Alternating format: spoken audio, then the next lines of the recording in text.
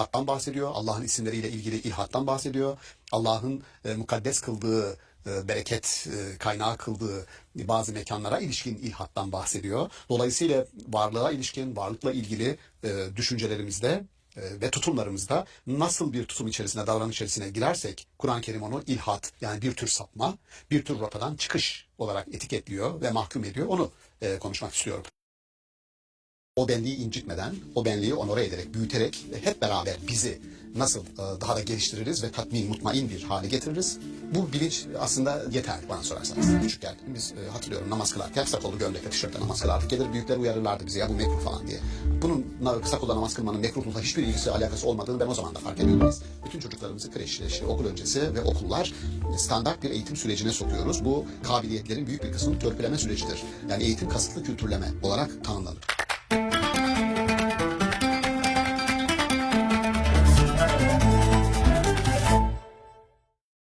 İstanbul Okulu'ndan herkese merhaba. Sevgili seyirciler, bugün Şems Suresi 7. ayet bağlamında ben, benlik ve biz kavramları üzerine konuşacağız. Konuğumuz Profesör Doktor Şaban Ali Düzgün.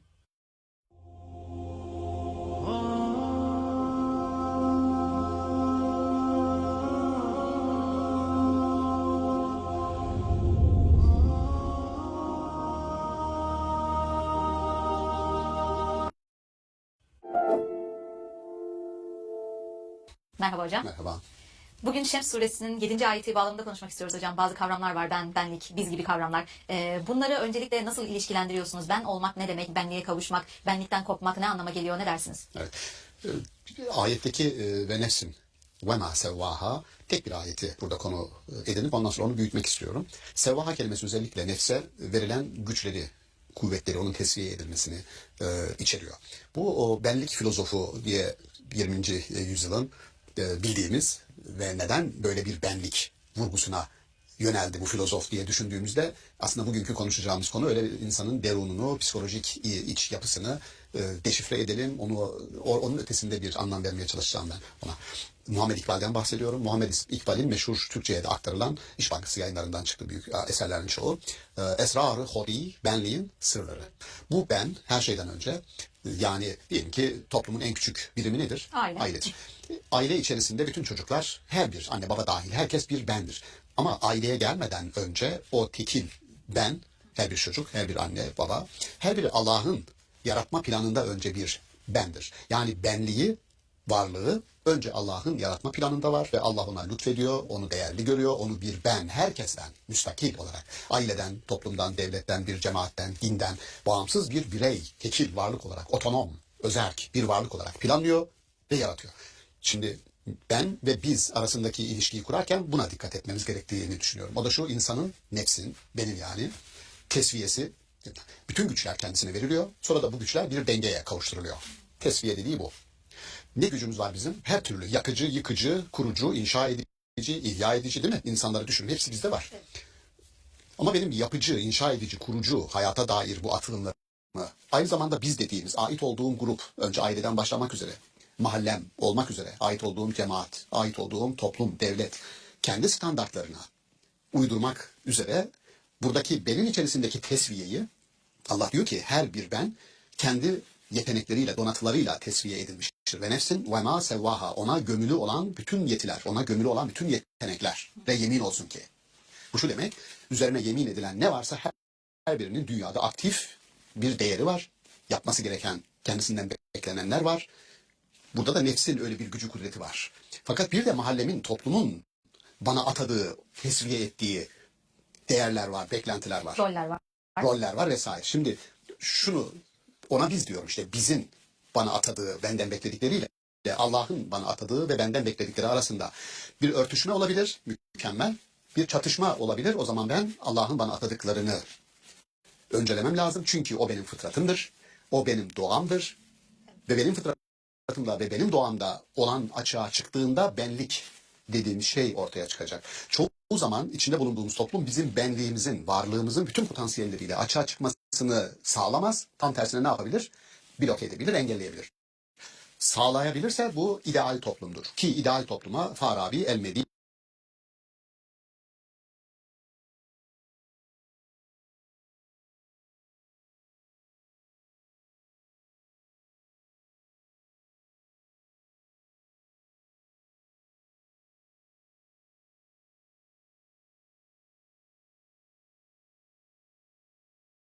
mürebbine el fadıla diyor. İdeal, erdemli toplum. Sorusu şu, neden biz olarak yaşarız?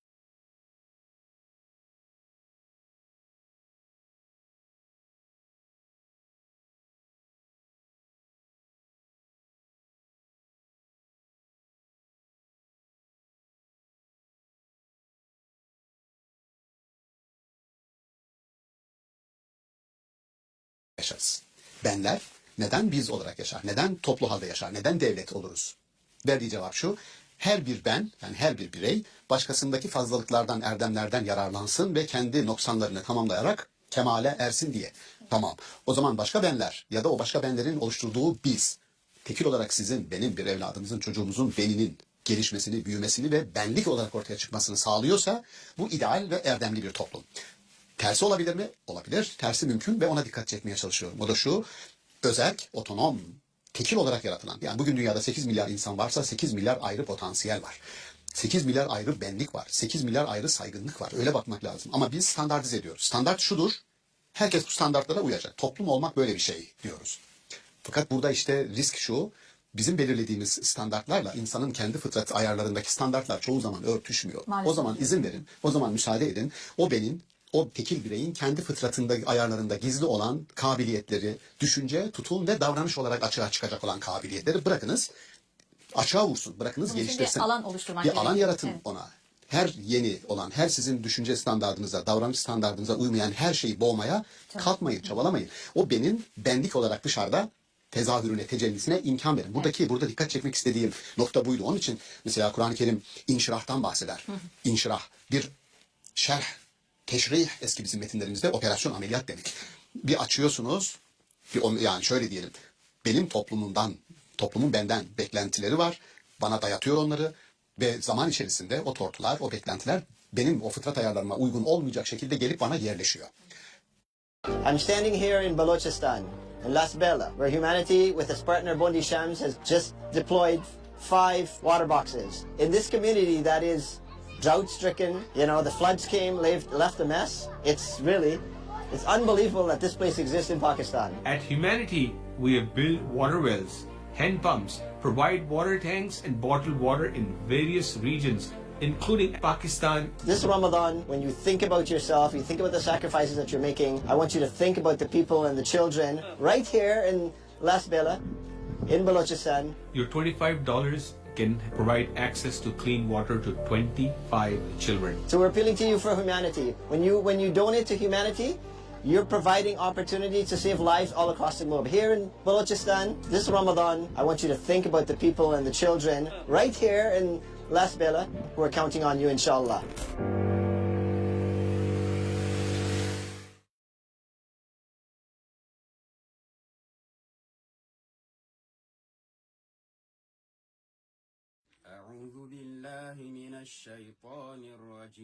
Ramadan is nearly over. We fast, we pray, we beg for mercy. But do we pause to value the simplest mercy of all, water? Some walk miles under a burning sun for a single sip. Children drink from dirty streams. Mothers pray for rain. And we still ask, is a well really necessary? Subhanallah. We install designer taps, heated showers, but question this? The Prophet ﷺ said, the best charity is giving water. With MATW's 100% donation policy, your well brings life to families for generations. Toplumun hiç de beğenmediğim diyelim, tutum ve davranışlarına yavaş yavaş uyum gösteriyorum, alışkanlıklar ediniyorum mekanik bir şekilde. Sonra beğenmediğim o davranışları kendim yapmaya başlıyorum. Çünkü onun bir parçası oldum. Yani uzun süre aynı odada, 30 kişi küçük bir odada kaldık diyelim. 5 saat sohbet ettik. Dışarıdan biri gelirse, ya bu odanın havası çok bozuldu, siz boğuluyorsunuz burada diyebilir. İçeridekiler fark etmeyebilir. Dolayısıyla toplumun içerisinde biz daha önce yadırgadığımız davranışları içselleştirmeye, onları yapmaya başlarız. Sanki rutin, standart olması gereken buymuş gibi. Kur'an-ı Kerim bir inşirahtan bahsediyor. Yani kendinizi bir operasyona tabi tutun. Bir inşirah açın içinizi. Bir bakın bunun ne kadar dışarıdan size gelmiş o tortuları o şerhle, o inşirahla dışarı atın ki nefes alabilirsiniz. Yani dışarıdan gelen insanın bir pencere açması orada bir ferahlığa sebep olması gibi görülüyor. Peki hocam burada şimdi topluluklardan bahsettiniz. Ben olmaktan, dahil olunan bir toplulukta biz olmaya yöneldiğinde insanın benliğini kaybetmesi gibi görüyoruz bunu. Şimdi Ramazan ayındayız. Bir örnek de vermek gerekirse yine aileden de bahsettiniz. Aslında din bize her birimizin bir birey olarak kendi ibadetlerini, kendi din anlayışını sürdürmesini söylerken toplum içinde bazı toplumsal rollerle beraber benliğimizi kaybedip o topluluğa dahil olup buna göre hareket etmemiz gerekebiliyor. Ramazan ayında da özellikle kadınların mesela ne kadar emek sarf ettiği, ne kadar yorulduğu biraz buna da dikkat çekmek istiyorum hocam. Yani orada toplumsal rollere kurban olmuş bir benlik örneği de görülebilir belki. Çünkü bireysel olarak bir kadının rahatça Ramazan ayını geçirdiğini, ibadetleri yerine getirdiğini göremiyoruz. Bir toplumun parçası olarak ailede fedakarlık eden ve biz için benlikten vazgeçen bir profile döndüğünü görüyoruz. Bunu nasıl okumak gerekir buradaki ben ve biz ilişkisi Yani içinde? bir moderatör olarak benlik tartışmasını getirip kadınlar Ramazan'da biraz daha fazla çile çekiyor. Hocam buna da bir şey desek Buna da bir mi? değinmek Buna lazım da bir hocam. değinsek mi getirmeniz de benliğinizin hala çok canlı olduğunu göstermesi anlamında güzel, olumlu. Bu tamamen denge ve mizandır. İnsanlar yani bir ailede olur bunlar. Ailede Ramazan'da bir kadına düşen yük daha fazla olabilir. Bunu nasıl hafifletebiliriz? Bu dengeyi nasıl kurabiliriz? Ailenin kendi içerisinde gerçekten karar verebileceği bir süreçtir. Unutmamak gerekir ki hayat denge üzerine oturur. Allah yarattığı her şeye halakal arzı ve arzda olan her şeyi yarattı ve vada'al mizan ve dengeyi oraya koydu. Ella tatgâhu fil mizan. Ne yaparsanız yapın dengeyi bozmayın. Ya bizim yönlendirici ilke bu. Ayet de bunu söylüyor. Rasyonel yetimiz, aklımız da bunu söylüyor, tecrübemizde. Dolayısıyla Ramazan'da doğru ibadet ayı Ramazan, o ibadetin bir külfete dönüşmemesi için ondan bir zevk alma ve o zevki de herkese yayma, paylaşma ve onu da büyütme adına ibadet olduğunu unutmadan, bu bir ibadet ayı. Yani bir kadın mutfağa girdiğinde o ibadetin hazırlığını yapıyor. Ona kadın ya da erkek mutfağa malzeme dışarıdan getirdiğinde ona hazırlık yapıyor. Erkek eşine yardımcı olduğunda ona hazırlık yapıyor. Hepsi ibadetin bir parçası. Dolayısıyla doğru dikkatimizi çekmeniz doğru. O benlik özellikle bizim toplumumuzda yani aslında Amerika'da da böyle aslında yani yaşadık biliyoruz. İşleyen karı koca eve geldiğinde orada da mutfağa kadın giriyor. Bizde de kadın giriyor. Bu denge kesinlikle insanların birbirine rol atamasıyla alakalı. Kimin neyi iyi yaptığı, ona nasıl destek çıkacağımız ama bir ibadet varlığın bu benlik tartışmasını açan metinlerden bazıları kulluk ifadesini yani Allah'a kul olma ve bütün yaşamı bir ubudiyet yani kulluk süreci olarak alırlar ve kişinin Allah'a kul olma bilincinin ciddi bir benlik uyanışıyla ancak gerçekleşebileceğini söylerler. O çok büyük bir şeydir ubudiyet, bağlılık. Onu herkes yapamaz o bağlılığı. Çünkü nedir? Bu bencilliğini bastırman lazım, narsizmini bastırman lazım ve o bağlılık ihtiyacını hissetmen lazım. Benlik taşıyor orada ve kendi dışında bir varlığa eriyor. Ramazan'da bu ubudiyetin yani bu kulluğun, Allah'a kulluğun ve onun uluhiyetini ilan etmenin bir fırsatı var elimizde, ailemizde. Her bir tekil aileye bu ruh, bu ubudiyet ve uluhiyeti deklare etme, o kabul giriyor.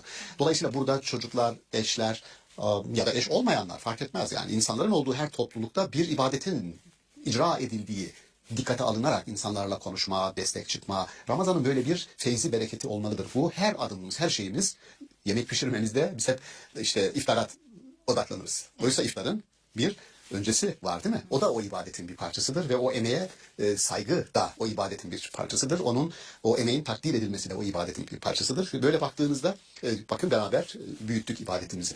Dikkat çekmenize evet dikkat çektiğiniz için ben teşekkür ederim. Doğrudur. Onun için Ramazan'da bizim hem kadın erkek çocuklar hiç fark etmiyor.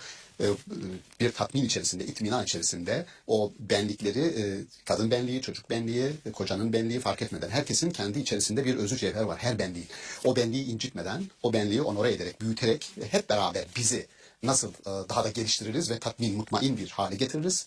Bu bilinç aslında yeter bana Evet, çok sorarsanız. kıymetli bence Evet. hocam. Bir noktaya daha dikkat çekmek istiyorum. Yine siz belki burada ben ve biz olayına işte bir topluluğa giren bireylerin benliğinden uzaklaşma olarak ifade ettiniz ama benim yine dikkat çekmek istediğim başka bir konu da aslında çocukların da bireyliği. Yani bunu da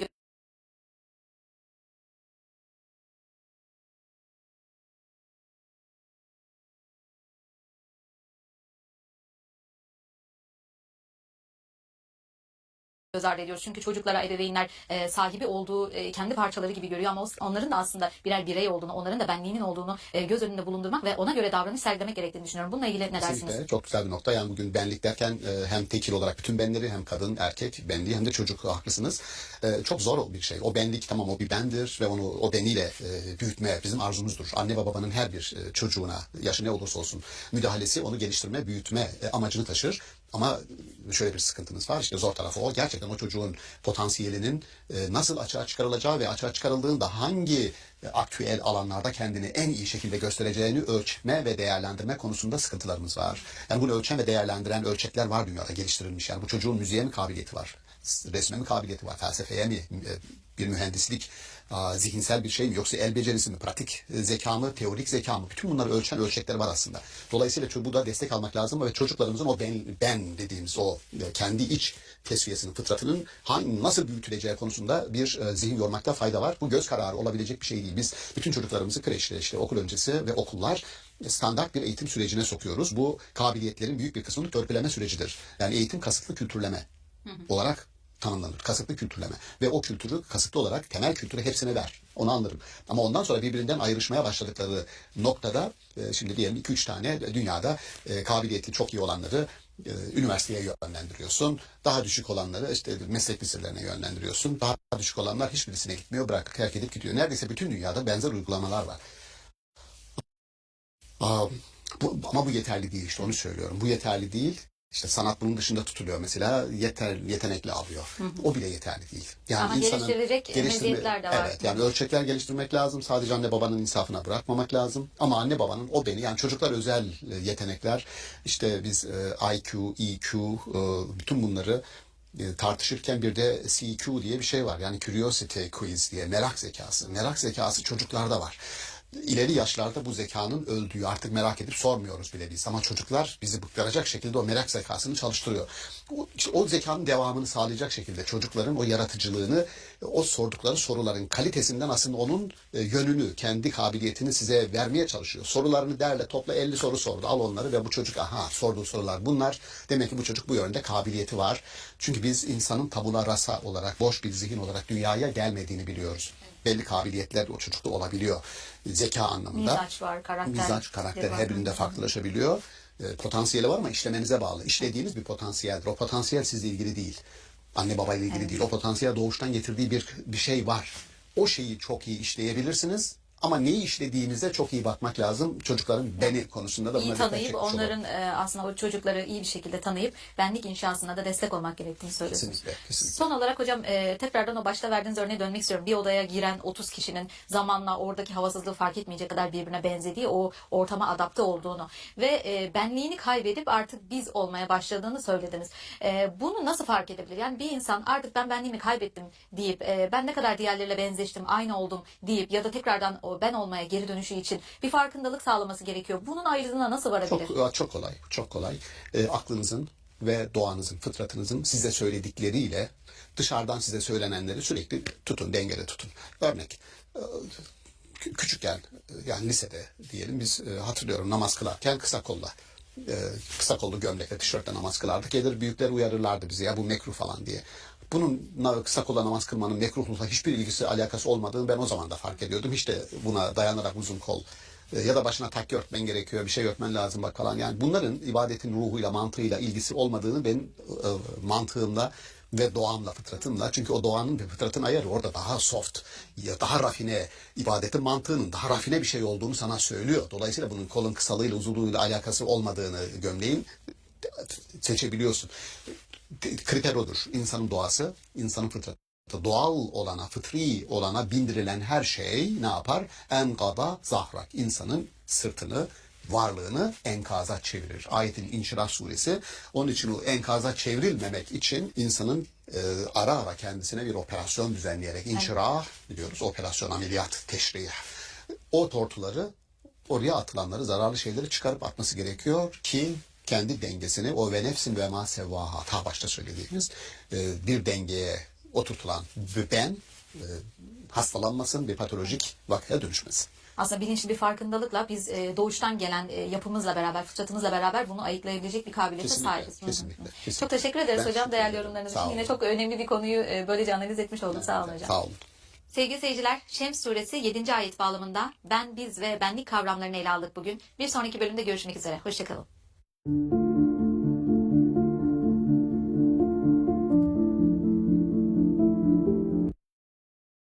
أنا اسمي نور فهد محمد عبد الرقائد نازح من الشعب. شوفوا نحن ساكنين، شوفوا احنا نعاني من doğru düşünmenin, rasyonelliğin, mantığın devreden çıktığı yerde dersiniz yahu ben ne yaptım? İşte onun için aşk, sevginin, merhametin abartılı formudur ve bizim kültürümüzde aşkın bu şekilde nesneleştirilmesi, bu şekilde insanı kontrol altına alması bir istismar, bir hedef ve amaç kaybı olarak alınıyor. Düşman güçler varlığın hayatını söndürürler ve çatışma evrensel bir çapta ölüm ve çürüme ile son bulur. Bütünlüğü dağılan tabiatın hayat ağacının kökü günah, yeşermesi hastalık, meyvesi ölümdür. İster iki kişi arasında, karı koca arasındaki sevgiden, muhabbetten bahsedelim. İstersek toplumsal anlamda birlikte yaşayan ama her biri ayrı dünyaların insanları olan insanlar arasındaki ilişkiden bahsedelim. Kur'an-ı Kerim iki kelimenin altını çiziyor burada. Bir,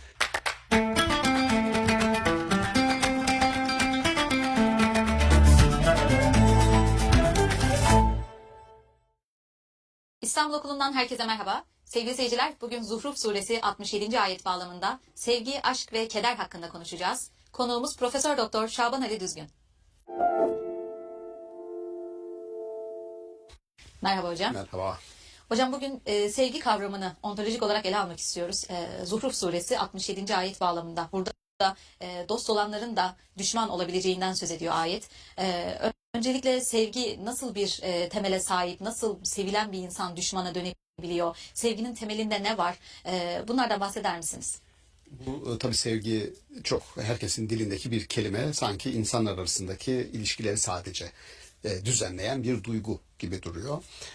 Ama duygunun ötesine geçirip bunu varlığın ilkesi, varlığın yapısındaki bir ilke, hatta Allah'ın varlıklarla olan iradesini ve kudretini düzenleyen ilke olarak aldığımızda işin büyüklüğü fark ediliyor. Dolayısıyla onun için sevginin ontolojisi diye benim izleyen dostlar sevginin istismarı, sevgide aşırılık ve kültler diye erişebilecekleri bir makalem var. Online erişebilirler. Ona bakabilirler detay için. Buradaki özetlemek isterim o makaleyi. Her şeyden önce sevgi bir duygunun ötesinde bir gerçekliğe sahip.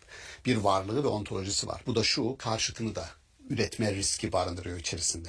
Ne var? Sevginin karşıtı nedir? Seven bir insan terk edildiğinde ne yapabilir? Nefret edebilir. Nefret edebilir. Sevgi içerisinde nefreti barındırabiliyor. Onun için Zuhruf suresindeki ayeti daha başta hemen andık ki Kur'an-ı Kerim takvalılar hariç o gün birbirine sevgi, meveddet kelimesi kullanılıyor, muhabbet kelimesi kullanılıyor. Allah'ın Vedud diye bir ismi de var. 99 isimden bir tanesi Vedud. Çok seven. Ama meveddet besleyen, muhabbet besleyen, hatta delicesine aşık oldum diyen bir insanın bir şeyler oluyor ve sonra birbirine düşman kesildiklerini söylüyor Kur'an-ı Kerim. Ama hariç dediği bir grup var. Takvalılar dediği. Takva buradaki takva çok farklı bağlamlarda Kur'an-ı Kerim'de kullanılıyor. Biz de buradaki sevgi bağlamında takva nedir derseniz, sevdiğiniz bir varlığı, sevdiğiniz bir insanı kaybettiğinizde onun nefrete dönüşmemesi ve sonunda o nefretin bir günah yasasına, yani size günaha ve suça itecek bir zirve, bir maksimum noktaya gelmemesi için hem sizi hem de o başta sevdiğiniz kişiyi koruyacak mekanizmadır. O mekanizma nedir? O mekanizma bir akıl, terazi mekanizmasıdır, ahlak mekanizmasıdır. Dolayısıyla sevginin sınırları aslında aklın ve ahlakın sınırları içerisinde görülmelidir ki o sevgi severken de o sınırlar içerisinde tutacağız, onu seveceğiz. Aklın sınırlar içerisinde, ahlakın sınırlar içerisinde. O ahlak dediğim içerisinde adaleti de barındırır, merhameti de barındırır. Öyle bir denge kurulacak ki kaybettiğinde o denge varlığını koruyabilsin. Aksi takdirde birazdan okumak isterim, Vladimir Solovyev diye bir yazarın bu günah yasasıyla, yani eğer bencilliğin olduğu, bencillik sevdiğiniz bir insan diyelim sizden ayrıldığı zaman ya benimsin ya kara toprağın dediğimiz o ilkel, dürtüsel sahip olma, mülk gibi onu kendine tapulama arzusunun aslında tek kelimeyle tırnak içerisinde altı çizili bir şekilde bencillik. Oldu. Narsistik bir tavır var aslında. Orada sevdiği kişiye sahip olduğunu düşünüyor ve onu kaybetmenin de kendisine yapılmış büyük bir ihanet, haksızlık olduğunu düşünüyor. Tam öyle düşünüyor ama bu düşünce nedir? Bu düşünce bencilliktir, bu düşünce narsizmdir, bu düşünce fetişizmdir. Yani bir fetiş gibi, bir nesne gibi sahip olduğunuzu düşünüyorsunuz ona ve onun kaybı sizi sarsıyor. Oysa bunların hepsi Bencilliğin kendisi nihayetinde sizi işte Solovyev'in o dediğim günah yasası dediği yasa işliyor ve günahı çağırıyor. En sonunda gidip büyük bir günaha ve suça bulaşıyorsunuz. O bencillikle ve narsizmle ve fetişizmle. Dolayısıyla şimdi kim bekler ya? Yani bir insanı sevginin içerisinde nefreti ve günahı da barındırabileceğini, ama ben çok sevdiğim Halil Cibran'ın o Ermiş kitabında sevinç ve keder arasında bir önce karşıtlık kuruyor. Yani fakat sonra diyor ki çok karşıt değiller diyor. Sevinciniz diyor ne kadar derin ise o kadar kederi içine alacaktır. Kederiniz ne kadar çok derinse o kadar çok sevinci içine alacaktır. Ne kadar çok derinleştirirseniz karşıtını o kadar çok içine alma gücüne kavuşur diyor. İşte şimdi sevginin abartılı formu nedir? Aşktır. Dolayısıyla aşkın içerisinde merhamet yoktur. Aşkın içerisinde rasyonalite yoktur. Aşk bilerek bir bilinç kaybıdır aslında. Çünkü rasyonel düşünmezsiniz. Niye bunu diyorum? Çünkü insan normal bir şeyi düşünür ve yapar. Aşkta öyle değil. Önce yaparsınız, sonra düşünmeye başlarsınız. Bu iş iradenin tersine çevrilmiş halidir. Çünkü o belki de tadı oradadır. Yani aldatıcılığı oradadır. Fakat sonra dersiniz ki ben ne yaptım? Ben ne yaptım dediğinizde iradenin devreden çıktığı yerlerde ben ne yaptım? Doğru düşünmenin, rasyonelliğin, mantığın devreden çıktığı yerde dersiniz yahu ben ne yaptım? İşte onun için aşk sevginin, merhametin abartılı formudur ve bizim kültürümüzde aşkın bu şekilde nesneleştirilmesi, bu şekilde insanı kontrol altına alması bir istismar, bir hedef ve amaç kaybı olarak alınıyor. Şunu tekrar etmek isterim. Sevgi kelimesi ki ben sevgi kelimesini yerine göre bazen muhabbet karşılığı kullanıyoruz. Bazen meveddet, Allah'ın Vedud isminden türemiş olarak onun karşılığında kullanıyoruz. Bazen merhamet karşılığında kullanıyoruz. Arapçada bu yelpaze daha geniş. Türkçede fazla kelimemiz yok bunun için. Sevgi kelimesini orada hepsine karşılık gelecek şekilde kullanıyoruz. Ama onun yapısını incelediğimizde şunu önemsiyorum.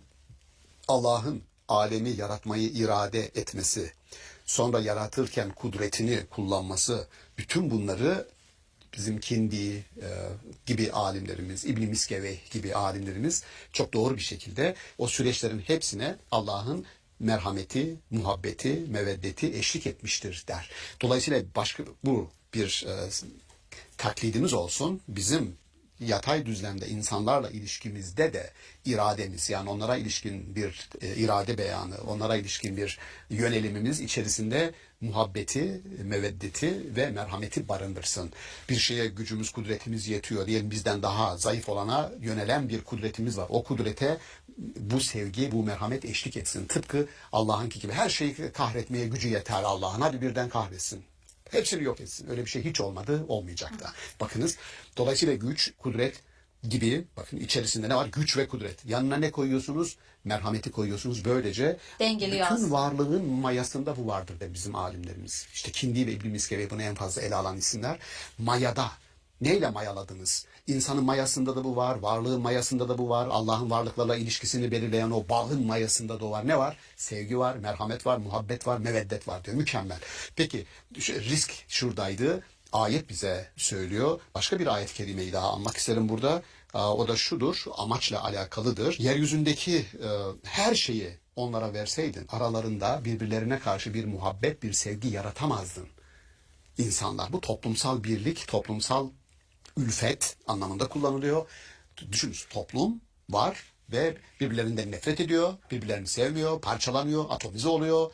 Şimdi diyor ki Allah, sen bütün dünyaları maddi anlamda onlara verseydin, yani bütün zenginlikleri yaratsaydınız herkes için, yine de birbirlerine muhabbet duymazlardı, birbirlerini sevmezlerdi. Tam tersi rekabet daha da kızışır, insanın kurdu olmaya devam ederdi. Ama biz onların arasına bir muhabbet koyduk ve bir olduklarını fark ettiler diyor. Toplumsal anlamda birliğin, bu muhabbetin varlığı nedir? Buna da amaç birliği deniyor. Yani bir amaç yaratırsanız insan, bu karı koca için de böyledir. Karı koca için de bu sevgi, birbirimizi seviyoruz. Zun ötesine geçen bir şey atanması lazım burada. Okuduğumuz ayetler bize bir şey öğretiyor. İster iki kişi arasında, karı koca arasındaki sevgiden, muhabbetten bahsedelim. İstersek toplumsal anlamda birlikte yaşayan ama her biri ayrı dünyaların insanları olan insanlar arasındaki ilişkiden bahsedelim. Kur'an-ı Kerim iki kelimenin altını çiziyor burada. Bir, takva. Yani her durumda karı koca ve koca karı ikisi Birbirinin haklarını, hukukunu gözetecek, koruyacak. Takva bu, koruma. Yani bencillik yok. Önce ben değil. Karşılıklı bir koruma olacak. 2, birlikteliğimize bir amaç atayacağız. Hocam burada hem toplumsal hem de bireysel olarak sevgi bağından bahsediyorsunuz. Birçok da kavramdan bahsettiniz. Ahlak, irade, adalet gibi. Şimdi ahlakın temeline genelde sevgiyi yerleştirdiğimiz için, ahlaklı bir davranış için, ahlaklı davrandığımız kişiye karşı bir sevgimizin, muhabbetimizin olması gerektiğine inanıyoruz. Ve burada sevginin bittiği yerde de ahlakın temelinden sarsıldığını, yıkıldığını en çok da ayrılıklarda görüyoruz aslında. Yani bir ebeveyn çocuk ilişkisinden ziyade eşler arasında görülen bir ayrılığın, sevginin bitmesi durumunun ahlaksızlıkla, birbirine karşı daha merhametsizce davranışlara döndüğünü görüyoruz. Burada bunun olmaması için, yani ahlakın temeline sevgiden başka bir şey mi koymamız gerekiyor? Kesinlikle öyle görünüyor. Yani şöyle, insanlar arasındaki ilişki bir merhamet ilişkisidir, bir muhabbet ilişkisidir. Ama bunu yani bunlar birer şunu söyledik, duygu değil. Duygunun ötesinde, varlığın doğasında, yasasında olan bir şeyden bahsediyoruz. Dolayısıyla kontrol etmemiz gerekir. Bunun duyguları kontrol edersiniz. Kontrol ötesinde daha bir şey, daha köklü bir şey var. Her bir varlık kendisi müstakil bir varlıktır. Yani eşler. Ayrıldığı zaman bu sevginin sevgi içinde nefreti barındırıyor. Yani ilginç, dedim ya, sevinç ve kederdeki gibi. Sevginiz ne kadar derin ise ki işte burada başlıyor dengesizlik. Dedim ya, bir koruma mekanizması, sevgiyi de sevenleri de koruyan bir mekanizma. O mekanizma nedir? Ahlak ilkeleri de, ahlak yasası orada çalışır. Rasyonel, makul, rasyonel insanın denge kuran, dengeyi sağlayan mekanizması da orada çalışır. Hem var olurken, beraber yaşarken bu çalışır, hem de ayrıldığı zaman çalışır. Şöyle düşününüz, çok sevdiğiniz bir insan, hayatımı veririm falan dediğiniz bir kadın ya da erkek, boşanma aşamasına geldiğinizde, mahkemeye gittiğinizde, mahkemede bütün kirli çamaşırlarını ortaya dökebiliyorsunuz. Anlıyorsunuz ki bu sevgi falan değildi. Bu fiktif bir şey. Bu bencillik. Yani sizinle var olduğu sürece siz ona bağlısınız, bir nesne gibi, fetişizm gibi yani. Ve siz narsistsiniz. Şu hastalık hali bunlar. Bu şudur, eğer o birlikteliğe bir amaç atarsanız, ya insanlar niye birlikte var? Sadece sevgi için değil. Sadece birbirini seviyor diye değil. Birlikte var olmanın çok daha, bunu insanlar kendileri de atayabilirler. Yani niye biz birlikteyiz? Çoluk çocuk olabilir, birlikte daha büyük işler yapmak zorunda, Allah rızası için olabilir, ne bileyim yani. Ama ayrıldığında kopmayacak bir bağla birbirlerine bağlanmaları lazım. Yani iki kişinin bağından daha üst, daha farklı bağların olması lazım. Buna işte Kindi'nin, Farabi'nin, İbn Sina'nın, İbn Miskeveyh'in, o bizim biraz psikolojiye en fazla inen isimler bunlar. İnsanın derununa, yapısına. Öyle şeylere bağlanın ki diyor Kindi mesela, insanındaki hüzünleri, kederleri ortadan kaldırmanın yolunu tartışırken öyle şeylere bağlanın ki elinizden kayıp gittiğinde büyük bir hayal kırıklığı yaşamayın ve hüzünlenmeyin. Hüzünlendiğinizde de, diyelim ayrılma durumunda, hüzünlendiğinizde Kur'an-ı Kerim şunu söylüyor. Muttaki insanlar, yani hayatı korunaklı bir şekilde yaşamak isteyen insanlar asla geçmişin hüznünü sırtlarına alıp taşımazlar diyor. Bu müthiş bir şeydir. Bir yolunu bulacaksın. Ya sen yapacaksın ya destek alacaksın. Ama ayrıldık. Tamam. Bu bende hüzün yarattı mı? Yarattı. Bilmem gereken bir şey şu. Her şeyi bilen varlık akıl veriyor ve yönlendiriyor. Akıllı bir insan geçmişin hüznünü velahum yahzenun, asla geçmişin hüznünü sırtına alıp taşımaz. Hüzün taşınacak bir şey değil. Ben bunu hamallık yapmam. Bunu nasıl unutacağım? Bu unutma yani şudur. Unutma Allah'a verilen, insana verilen en büyük güçtür ve yetenektir. Müthiş, unutacaksın. Bu ya o ikili dual mantık çalışmaz burada. Çoklu mantık çalışır. O değilse başkası. Dünya böyle gerçekten, yani bunu, çünkü böyle hepimizin karşılaştığı meseleler ve tartışıyoruz, geliyorlar, konuşuyoruz. Terk edilmiş olmak, başkasının işte tercih edilmiş olması, bakıyorsunuz o sevgi kelimesini yavaş yavaş çürütüyor. Sevgi çürüyor, muhabbet çürüyor ve birden o günah yasası dediğimiz, şimdi hemen o bencilliğin bizi nereye evireceğini mükemmel bir şekilde dile getirmiş. Yani günah yasasının başlangıcı sevginin bitmesi mi? Aynen öyle diyor. Yani bunun bencilliğe evrilmesi bir günah yasasına davetiye çıkarır dediği için Vladimir Solovyev'in ifadesini burada özetlemektense küçük bir izninizle okumak istiyorum. Hocam. Şöyle diyor. Bencillik temeli üzerine kurulduğu sürece vahşi tabiattaki hayat, sevgi yoksa vahşidir, hayat bencildir, kötü bir hayattır. Onun yasası bir günah yasasıdır. Aynı yasaya göre günah kendi misillemesini içinde taşımakta ve bir kötülük bir başkasını çağırmaktadır. Bir varlık ötekine karşı düşmanca davranırsa öbürleri de ona düşmanca davranmaktadır. Böyle bir düşmanlık dünyevi kötülüklerin bir başka biçimi olan tam kelimenin karşılığıyla acı çekmedir, karşılıklı. Tabiattaki her şey birbirine karşı günah işlediği için her şey birbirinden acı çekmeye başlamaktadır. Bir varlığı öbürlerinden ayıran bu bencilliğin sonunda her varlık kendisine saldıran düşman bir çevre içinde yaşayan bir yabancıya dönüşmektedir. Bu varlığı bütün hayatı bu düşmanca çevreyle mücadele etmek, kendini bütün dünyaya karşı koruma çabasıyla geçmektedir. Oysa kendisini bütün bu güçlere karşı koruyamaz. Çünkü kendisi tek, düşman bu durumda çoktur. Bu her biriyle ötekilerin çatışması sonunda her varlığın yok olmasına kadar gider. Düşman güçler varlığın hayatını söndürürler ve çatışma evrensel bir çapta ölüm ve çürüme ile son bulur. Bütünlüğü dağılan tabiatın hayat ağacının kökü günah, yeşermesi hastalık, meyvesi ölümdür diyor. Mükemmel. Muhteşem. Mükemmel. Evet. Şimdi dolayısıyla bu bencil yasayı, narsizmi, sevginin nasıl oluyor da karşıtı olan nefreti ürettiğini bize ve onun risklerini anlatıyor. İnsan alacak başını iki elinin ortasına, makuliyet zemininde bunu düşünecek ve kararını verecek. Çok güzel bir alıntıydı hocam. Çok teşekkür ederiz teşekkür gerçekten. ederim. Yani sevgi gibi kıymetli, önemli bir duygunun içinde barınan aslında ne kadar kötü ve kötü şeylere yol açabilecek bir nefret gibi bir duygunun da olduğunu çok açık bir şekilde ifade etmiş bunu bilerek, oldunuz. bunu bilerek, o riski bilerek lütfen her adımımızı atalım. Çok teşekkür Ben ederiz teşekkür hocam. ederim. Sağ olun. Sağ olun. Sevgili seyirciler, sevgi, aşk ve keder hakkında konuştuk bugün. Bir sonraki bölümde görüşmek üzere. Hoşçakalın.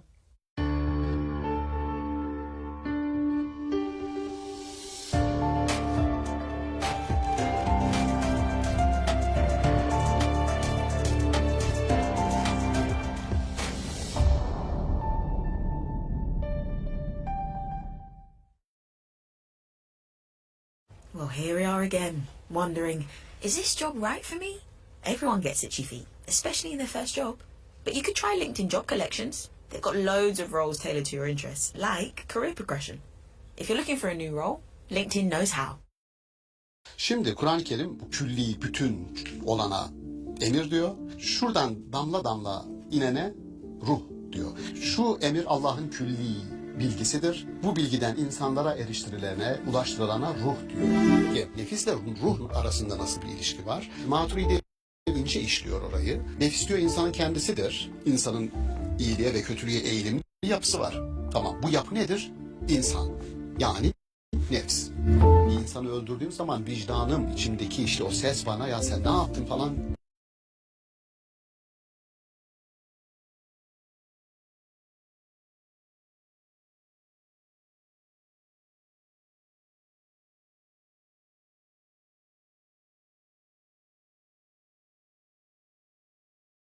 öyle bir şey hiç yoktu başta.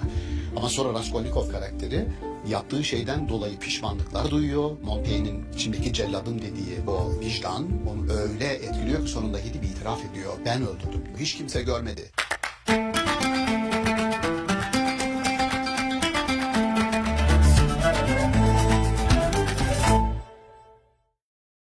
İstanbul Okulu'ndan herkese merhaba. Sevgili seyirciler, bugün Kur'an-ı Kerim'de geçen nefs kavramını ruh ve nefis ilişkisi bağlamında değerlendireceğiz. Konuğumuz Profesör Doktor Şaban Ali Düzgün. Merhaba hocam. Merhaba. Hocam ruh ve nefis kavramlarını bugün değerlendirmek istiyoruz sizinle. Biz iki kavramı da kullanıyoruz aslında. Bu ikisinin arasında nasıl bir ilişki var, nasıl bir bağlantı var? Ne dersiniz ruh ve nefis için? Evet, Kur'an-ı Kerim iki kelimeyi de kullanıyor. Felsefede de, kelamda da iki kelime kullanılıyor. Aralarında keskin ayrım yapanlar da var. Birbirinin yerine kullananlar da var. Yani İbn Sina'da örneğin nefs yerine bazen ruhu, ruh yerine nefsi kullandığını görüyoruz.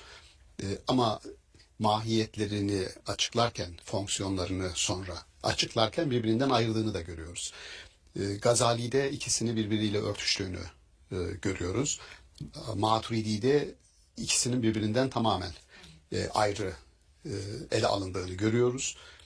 Keskin ayrımın yapılması biraz Eflatun, Saint Augustine, Descartes bildiğimiz felsefe geleneğinde orada çok keskin bir ayrım var. Bunlar da neredeyse birbiriyle fonksiyon olarak bile yani hem mahiyetleri ne oldukları birbirinden tamamen ayrı hem de fonksiyonları birbirinden ayrı. Bizim kültürümüzde mahiyetleri birbirinden farklı olsa da fonksiyonlarını icra ederken çok yakın, gerçekten bazen birbirinden ayırmanın imkansız olduğu bir açıklamalar geliyor arkasından. Bunu bir sanki kültürümüzde bir kafa karışıklığı var. Mesela insanın canlılığını veren şey nedir dediğimizde ruhdur diyoruz. Yani bir beden ve ruh ayırdığınız zaman. Peki nefs burada nereye düşüyor dediğimizde nefse ağırlıklı olarak ve yanlış olarak bizim kültürümüz. İşte nefsim bunu bana kötülük yaptıysa özellikle nefsime uydum diyor. Sanki nefis bir kötülük merkezi. Orada kötülükler Pandora'nın kutusu gibi orada ve o işte açınca kapağını, yani uyunca ona çıkıyor, sökülüyor. Öyle bir şey yok. Yani İçsel, nefis, dürtüsel, olumsuz bir taraf gibi görüyoruz. aynen içsel, dürtüsel bir tür libido merkezi gibi psikanalizdeki gibi öyle bir şey yok. Nefs aslında insanın kendisidir. Bunu Şah Veliyullah Dehlevi çok güzel bir ayrım yapar. İnsan anlamında kullandığımız neseme. Neseme kelimesi bugün Arapçada mesela Ankara'nın nüfusu kaçtır diye sorduğunuz zaman kem nesemetu Ankara dersiniz yani. Ankara'daki insan sayısı neseme bildiğiniz insan anlamında kullanılıyor ve Şah Veliyullah ruh nefis ilişkisini tartıştığı yerde bildiğiniz nefse tam insan diyor. Bir doktora tezi yaptırdım ben nefs konusunda müstakil. Yani Türkiye'de yapılan en iyi çalışmalardan birisi olduğunu çok rahat söyleyebilirim. Tuğba Günal yaptı.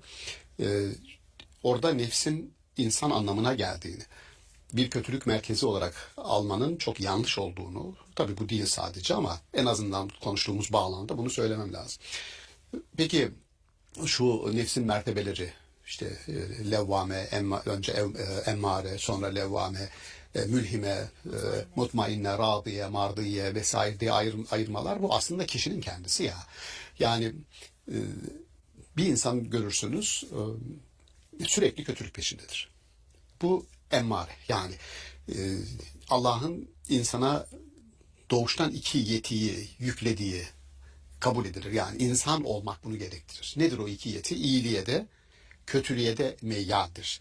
Buna kelam geleneğimiz iyiliğe eğilime mülayemet, kötülüğe eğilime de münakeret. Münakeret dediği nekir, yani çirkin şeyler. Şimdi bir insan düşünün, sürekli belki arzu etmiyor ama içine doğduğu ortam belki onu gerektirdi. Çünkü insan çevresinin çocuğu. Sürekli kötülükleri göre bir eğitim sürecinde öyle düşün. Sürekli kötülük yapıyor. Bu onun nefsi emmare bir nefisi. Öyle değil ya, bu adam kötülüklerin içerisinde doğdu ve oradan kendini kurtaramadı, emmare. Fakat sonra iyilikleri görüyor, okuyor, takip ediyor. Ondan sonra diyor ki ben bunları nasıl yaparım ya? Bana yakışır mı? Ne oldu? Emmare nefis levvameye, yani yapıp ettiğini kritize eden, ben bir insanım bana yakışır mı diyen bir aşamaya kendi içinde evriliyor. Sonra iyilikler kısmı artmaya başlıyor bu sefer, mülhime olmaya başlıyor. Öyle bir aşamaya geliyor ki razıye, hem mardiye arkasından geliyor. Şimdi yani razı olunan eylemler artık ondan sadır olmaya başlıyor, çıkmaya başlıyor. Hem insanların razı olduğu, hem Allah'ın razı olduğu, hem kendisinin razı olduğu. En sonunda da kamil bir aşamaya geliyor.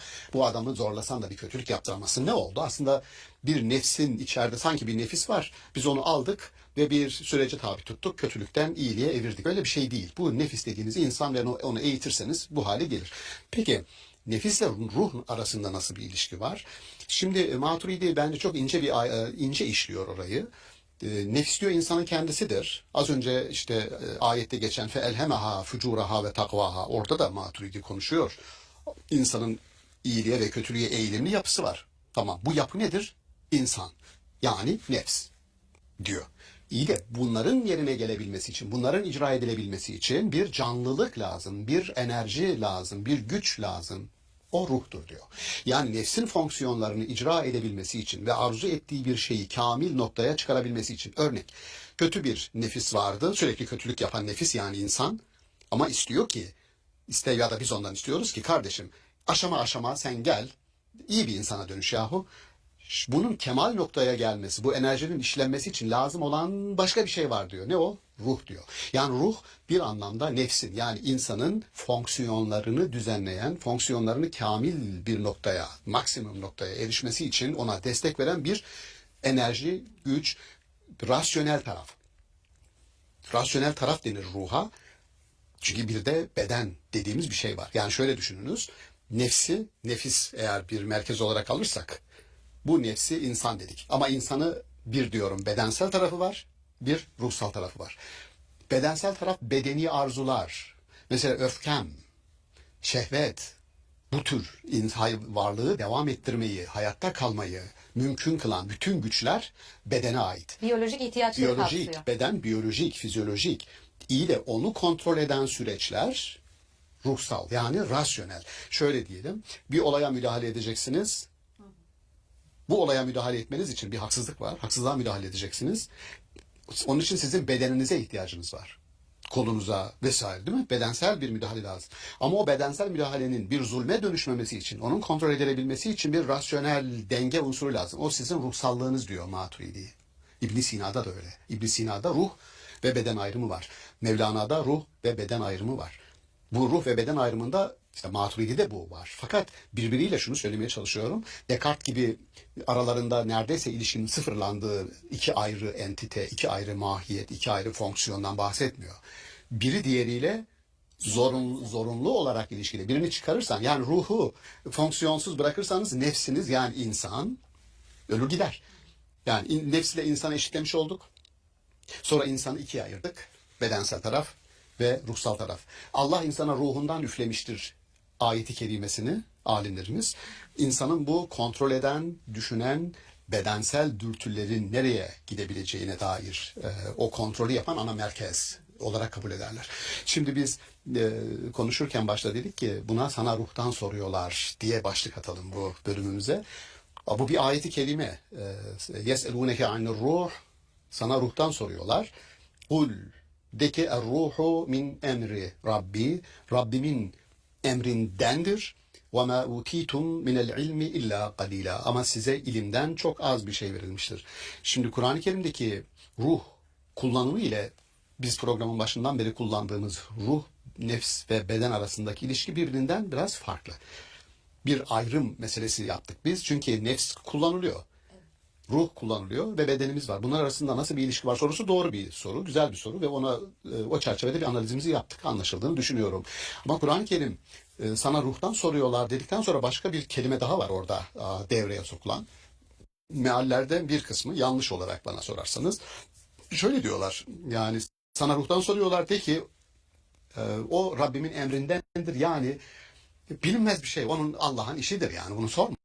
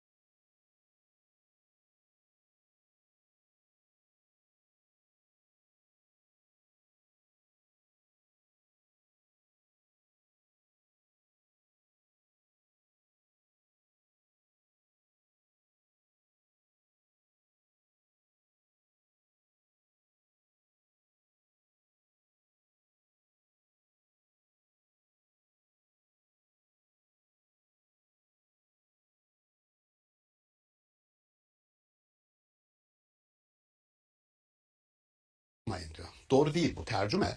Ruh kelimesini analiz ederken Kur'an'da emir kelimesiyle birlikte analiz etmek lazım. Bunu çok iyi yapanlardan bir tanesi Muhammed İkbal'dir. Şöyle örnek vermem gerekirse, yani şu bir su havuzu olsun. Bu havuzun altından şuradan bir delik açalım ve şuradan havuzun içinden su küçük küçük aksın. Şu havuzun suyu ile buradan akan su aynı sudur. Ama kaynak burası. Şimdi Kur'an-ı Kerim buna emir diyor, bu külli bütün.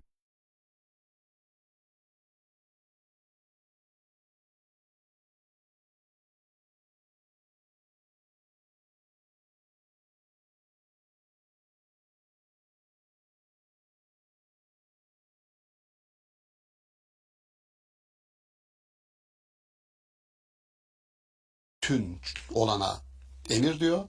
Şuradan damla damla inene ruh diyor. Şu emir Allah'ın külli bilgisidir. Bu bilgiden insanlara eriştirilene, ulaştırılana ruh diyor.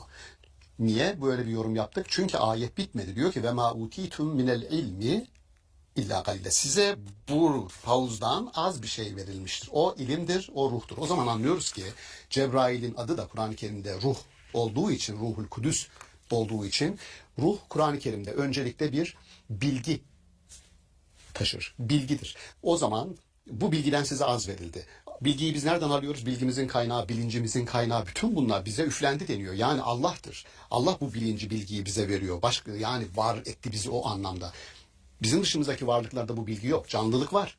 Aynı onlar gibi canlıyız. Yani %98 benzerliğimiz var bizim genetik olarak maymunlarla ve birçok hayvanla. %98. Peki %2 farklılığımız nerede? %2 farklılık işte bu bilinç. Yani hem kendimizi biliriz hem dışarıya ilişkin bilgimiz vardır. Başka varlıklarda yok. Bu nedir? İşte bu Kur'an-ı Kerim'in ruh dediği şeydir. Ruh bilgi temellidir, bilgidir. O ruhu bize taşıyan Cebrail'in adı ruhtur, Ruhul Kudüs'tür. Birçok ayeti bir araya getirirseniz anlarsınız ki Kur'an-ı Kerim'in ruh terimiyle felsefe ve kelamda tartıştığımız ruh, nefis ve beden arasındaki ilişki birbirinden biraz farklı. Ama biraz farklı diyorum ama geldiği noktada nihayetinde şurada örtüşüyor. Söyledik ki nefs insandır. İnsanın kendini bilmesi ve nefsin fonksiyonlarını icra edebilmesi için ruh lazım. Ona da rasyonellik dedik. Allah'la irtibatı ona üflemiş olması dedik. Üflemesi orada canlılık artı canlılık vermesi artı bir bilgi dışarıya dönük ve bir bilinç içeriye dönük vermiş olması anlamına gelir. Ruh dedik. Bu tartışmanın işte Yunanca'da psüke adıyla tartışıldı. Latince'de anima denildiğinde aynı tartışmalar gündeme geldi. Yani bu sadece bizim coğrafyamızın değil, her coğrafyada tartışıldı. Ve özellikle Eflatun bu meseleyi ele aldığında onun ele alış biçimi şuydu. Beden öldükten sonra varlığa devam etme potansiyeline sahip bir cevher bulun bana dedi adam. Ona da psüke dedi, yani ruh dedi. Ruha niye üzerine gidiyor ruhun Eflatun ya da Saint Augustine? Diyorlar ki ben gözlemliyorum ki insan bedeni ölümlü, gözümün önünde görüyorum. Ama öyle bir cevher olsun ki bu varlıkta o bedenle ölmesin ve varlığa devam etsin. Bu İbn Sina'yı da etkileyen. Ölümsüzlük ve sonsuzluk arzusuyla. Ölümsüzlük, sonsuzluk arzusunun içine gömülü olduğu bir cevher verin bana. O ruh olarak ortaya çıktı. Mevlana'da öyle tezahür etti. İbn Sina'da öyle tezahür etti. Beden ölse de ruh ölümsüzdür dedi ama kelamcılar bedenin ölümüyle ruhun da ona tabi olduğu için bakın fonksiyonlar biter. Ruhun ölümsüzlüğü diye bir şey yok kelamcılarda. Bedenle ölür sonra tekrar diriliş beraber olur diye bir teori Yeniden, yani geliştirdiler. bedenin de yeniden yaratılması, ruhun da yeniden işleve kazanması. Ona iadesi, Evet, tekrar iadesinden bahsediyor. Şimdi burada hocam ruh ve bedeni ayırdık ama aynı zamanda bir bütünlük, beraberlik olduğunu da söylüyoruz. Ruhun ilahi bir bilgiye kaynaklık ettiğini söylüyoruz. Bunun üzerinde de bir nefs var ve bunun mertebeleri olduğunu, insan karakteri içinde bunların da değişip dönüşebileceğini söylediniz. Harika. Şimdi burada hocam nefis mücadelesi dediğimiz şey insanın içsel bir çatışması olarak mı okunması gerekir? Ya da burada dışarıdan bir müdahale gibi görülen, algılanan şeytana uydum lafı var mesela. Şeytan nefse nasıl bir müdahale edebilir mi? Bunları nasıl yorumluyorsunuz? Ona hemen geleceğim. 2 dakikada özetleriz onu ama şu örneği ben anlaşılsın diye vermek isterim. Şimdi şu elimizdeki telefon bizim bedenimiz gibi düşünün lütfen. Bu telefonun bir işletim sistemi var. iOS ya da Android. O onun nefsidir. Ama o nefsin işler hale gelebilmesi için bilgi yüklemem lazım, aplikasyonlar lazım vesaire. Onlar da ruhtur. Yani ruh olmasa bunun sadece işletim sistemi bu telefonu telefon yapmaz. İnsanda da öyle. Bedenin var, o bedenin işletim sistemi var. Herkeste nefs var, aynı. Ama herkesin ruhsallığı, farkındalığı, bilinci, bilgisi birbirinden farklı. Ruhsallık bizi birbirinden ayırır. Allah'ın sana da bana da ruhundan üflediğini diyoruz ama birimiz gidiyoruz, Allah korusun çok işte adam öldürüyoruz, birimiz gidiyoruz, adamları hayatta tutmaya çalışıyoruz. Bu nefisle ilgili değil, bu ruhsallıkla, o kemalle ilgilidir. Dolayısıyla ruhi olan, rasyonel olan sizin sorduğunuz soruya geldik. Nefsi olana ne kadar eşlik ederse, ona ne kadar ışık tutarsa, rasyonel olan, ruhi olan, nefsin o iyi ya da kötü yönlerine, yani iyiye ve kötüye eğilimliliği diyelim. Onun ya sanki nefsi yarattık, şuraya kötü, buraya iyi kodla yazdık. Böyle olacak, hayır. Bu imkan ve ihtimal demektir. Her insanın iyilik ve kötülük yapma ihtimali kendisine, insan bu tanımın içindedir, kodlanmıştır diyeceğim ama yanlış anlaşılır diye söylemek istemiyorum. Yani güneş dediğiniz aklınıza ne gelir? Isı ışık gelir doğal olarak. İnsan denilince aklınıza ne gelir? Melek gelmiyor. Yani hem iyilik hem kötülük yapan bir varlık geliyor. İnsan bu. İşte bu insanın nefsi bu. Peki kötülük yapabileceğime göre yapmak istemem ama o zaman o ortamda bulunmayacaksın, eğitim alacaksın, iyiye kulak vereceksin.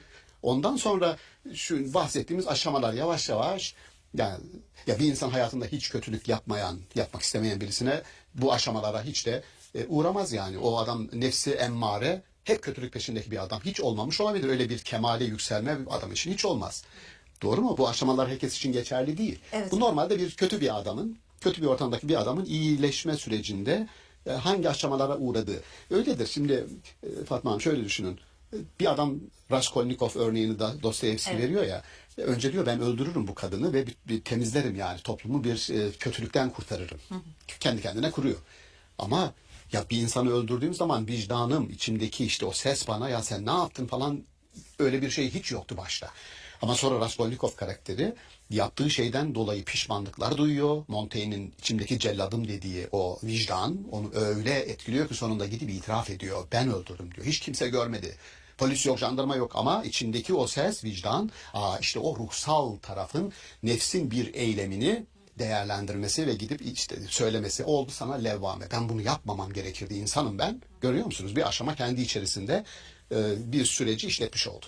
Aslında insan doğası gereği buraya yönleniyor diyebiliriz o halde. Şimdi hocam ruh ve nefis demişken psikoloji ilmini de anmadan geçmek istemiyorum. Belki de başlı başına apayrı bir konu burası ama buradaki ruhun dönüşüm süreciyle ilgili, nefsin mertebeleriyle ilgili süreçte bahsettiğiniz gibi dışsal birçok koşul olabilir. Kötü bir ortamda doğmuş, büyümüş olabilir. Buradaki iyileşme sürecinde Allah'a yönelme, daha iyi bir insan olabilme, nefsin daha yüksek mertebelere erişmesi için gereken süreçte psikoloji, pozitif psikoloji ilminin nasıl bir yeri, önemi, etkisi olabilir? Bunu nasıl görüyorsunuz? Bu tamamen şöyle, yani insanın ruhuna, rasyonel tarafına, yaptığımız bilgi tarafına, algı tarafına, bilinç tarafına yaptığımız her telkin otomatik olarak o ruhun irtibatlı olduğu insanın iyi ve kötü tarafına etki ediyor. Yani şöyle, biz ruhla ilgiliyiz. O ruha yaptığımız, insanın rasyonel, algılayan, idrak eden, yani şöyle diyelim, yanlış ifade kullanmayalım, nefsi idrak merkezi olarak görürler. Şu demek, ruha yaptığınız her telkin otomatik olarak nefis tarafından idrak ediliyor ve kendine yeni bir çeki düzen veriyor. İdrak kaynağı denir, nefistir. Ama o idrakin gerçekleşmesi için ona etki edecek bir mekanizma var ve o mekanizma işte bilgi dedik ona biz, bilinç dedik, farkındalık dedik. O ruhsaldır. Ona yaptığınız her telkin, onun için yaptığınız her eğitim, her söz, her güzel telkin diyelim, nefis tarafından algılanıyor, idrak ediliyor.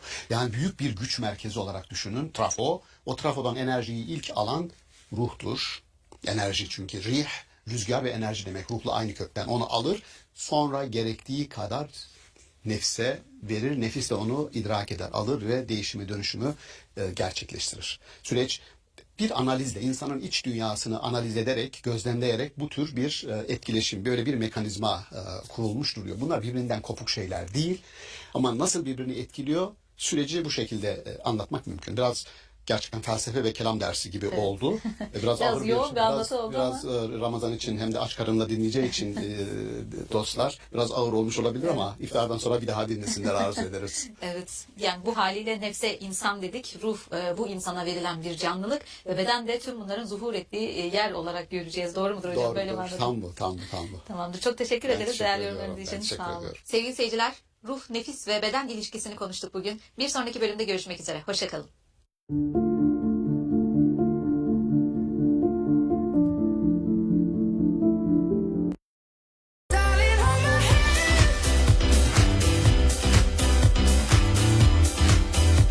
Maturidi cebbar kelimesini nasıl yorumluyor? Diyor ki cebbar kırıkçı çıkıkçı demektir. Götürdüğünüz parçalanan artık işlemez hale gelen kemikleri derliyor, topluyor, bir araya tekrar getiriyor ve kaynatarak işler hale getiriyor. Buradan hareket ederek Maturidi diyor ki milyonlarca parçadan oluşan evreni tek bir parça halinde yürüten, işleten, çalıştıran varlık demektir. Allah'la ilgili bir tanımlamamızın diğer ucunda insan vardır. Bir uçta ilahi olan teolojik, metafiziksel olan varsa diğer uçta antropoloji var. Bir uçta lahut, diğer uçta nasut. Bir uçta uhrevi olan, diğer uçta dünyevi olan. Allah azizün züntikam. Allah intikam alır. Ya da Allah tuzak kurar. Tuzak kurmak çok öyle olumlayabildiğimiz bir şey değil. Allah'a nasıl bunu izafe ediyoruz? Allah tuzak kurar.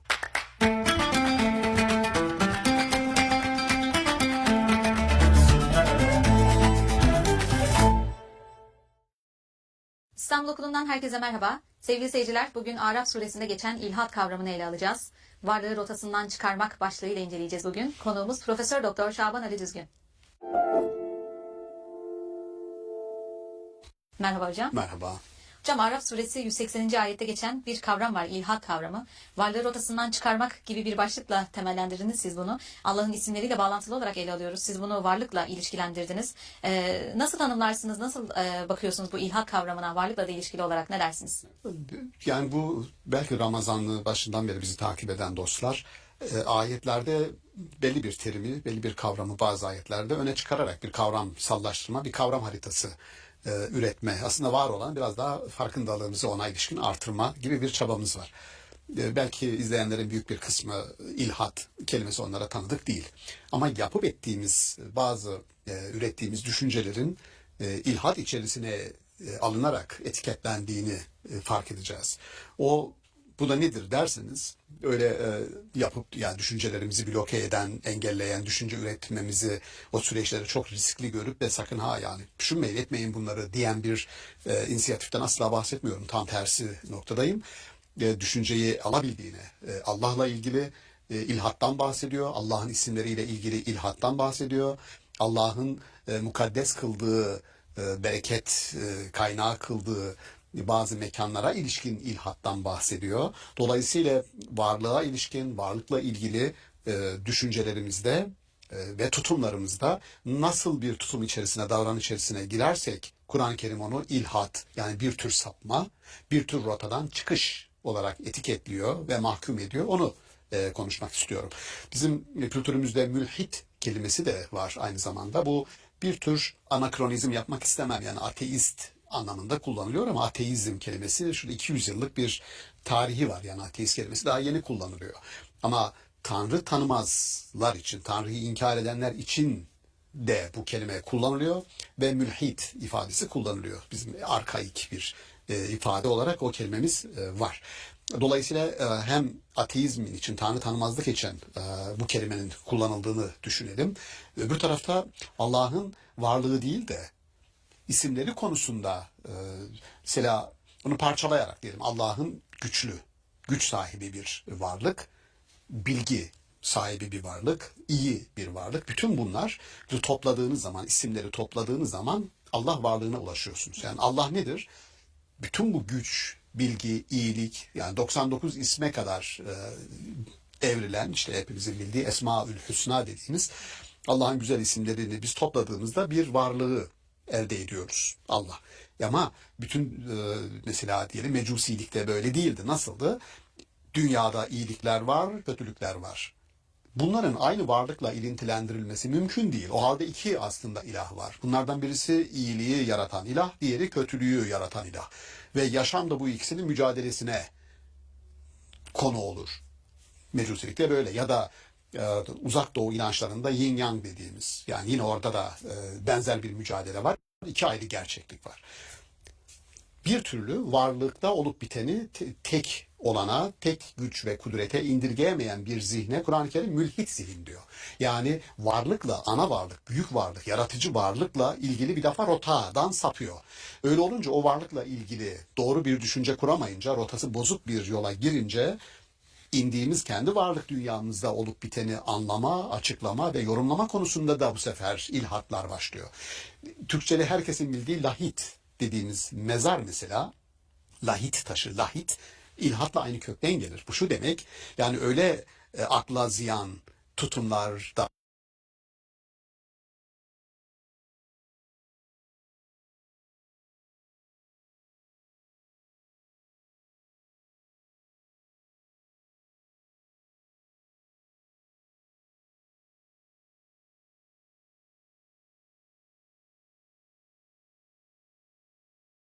davranışlar, açıklamalar getirirsiniz ki bunlar aslında ölüdür. Sizi de öldürebilir. Bunlar ölü düşüncelerdir. Lahitle ilhadın aynı kökten gelmesi ilginçtir. Dolayısıyla şimdi özellikle Allah'ın isimleri konusunda bazı tutumlarda sıkıntı var. Bizim gözlemlediğimiz örnek. Şimdi Allah'a biz mesela Cebbar adını veriyoruz. Daha doğrusu Kur'an-ı Kerim'de geçiyor. Allah Cebbar'dır. Peki Cebbar isminde Hac suresinde geçiyor. Allah'ın isimleri bu andığımız surede de geçiyor. İşte Allah'ın isimleri konusunda ilhada sapanlardan bahsediyor. Şimdi öyle bir düşünce üretiyorsunuz ki isimler hakkında konuşurken o ismin temsil ettiği varlığı aslında tanımlamıyorsunuz. Tam tersi bozuyorsunuz tanımını. Sıkıntı o. Çünkü biz Allah'ın varlığı hakkında, zatı hakkında bir bilgiye sahip değiliz. İsimleri hakkında konuşarak varlık hakkında bilgi sahibi olmaya çalışıyoruz. Yaratıcıdır, düzen koyucudur, rızık vericidir. Bütün bunlar onların esması, ismi Allah'ın. Aslında niteliklerinden yola çıkarak bir analiz yapmaya çalışıyoruz, anlamaya Evet, çalışıyoruz. bunu yapmaya burada. çalışıyoruz. Yani zatına bir şekilde, çünkü Allah ehaddir diyor. Kul huvallahu ehad. Yani eşsiz bir. Yani vahid değil. Vahid dediğiniz işte diyelim şu bir, vahid, isnan diye yanına bir tane daha getirirsiniz. Aynısından olur iki. Vahid. Ama ehad, ehadin ikisi yok. Sayamıyorsunuz. Sayısal karşılığı yok. Dolayısıyla eşsiz bir, unique dediğimiz varlık. Tek olan ve eşsiz olan bir varlık hakkında nasıl konuşacağım? Üstelik de kul Allah, yani o her zaman hüvedir. Her zaman odur. Dokunabildiğim, hemen konuşabildiğim, sen diyebildiğim bir varlık değil. Aynı fiziki düzlemi paylaşamıyorum. O zaman hakkında nasıl konuşacağım? Hakkında konuşmak ya rasyonel olarak Tanrı kavramı ne içerebilir? Mükemmellik içerir diyeceğim, atfedeceğim. Eksiklik, eksiksizlik içerir diyeceğim, atfedeceğim. Bu rasyonel bir konuşma. Yahut dış dünyaya bakacağım. Dış dünyada olup biten düzenden, hareketten, sürekli değişim dönüşüme rağmen kozmosun, kozmik sistemin muhafaza edilmesinden, bütün bunlardan diyeceğim ki burada bir armoniyi kuran, ahengi sağlayan diyeceğim. Dolayısıyla hakkında konuşmam için ya benim iç dünyamın yetilerine, aklıma, ya dış dünyamın yetilerine muhtacım. Fakat bana sorarsanız ilhat denilebilecek sorular geliyor Allah'ın isimleriyle ilgili. Örnek, Allah azizün züntikam. Allah intikam alır. As Maghrib falls, families break their fast together. But for an orphan in Gaza, in Lebanon, iftar is often just another evening of hunger. Who knows if this is their last? Ya da Allah tuzak kurar. Keyit, tuzak kurar. Ayetlerde geçiyor. Peki şimdi deniyor ki ya tuzak kurmak Aslında kötülükle ilişkilendirdiğimiz tabii bir ki şey. tuzak kurmak çok öyle olumlayabildiğimiz bir şey değil. Kötü bir eylem. Allah'a nasıl bunu izafe ediyoruz? Allah tuzak kurar.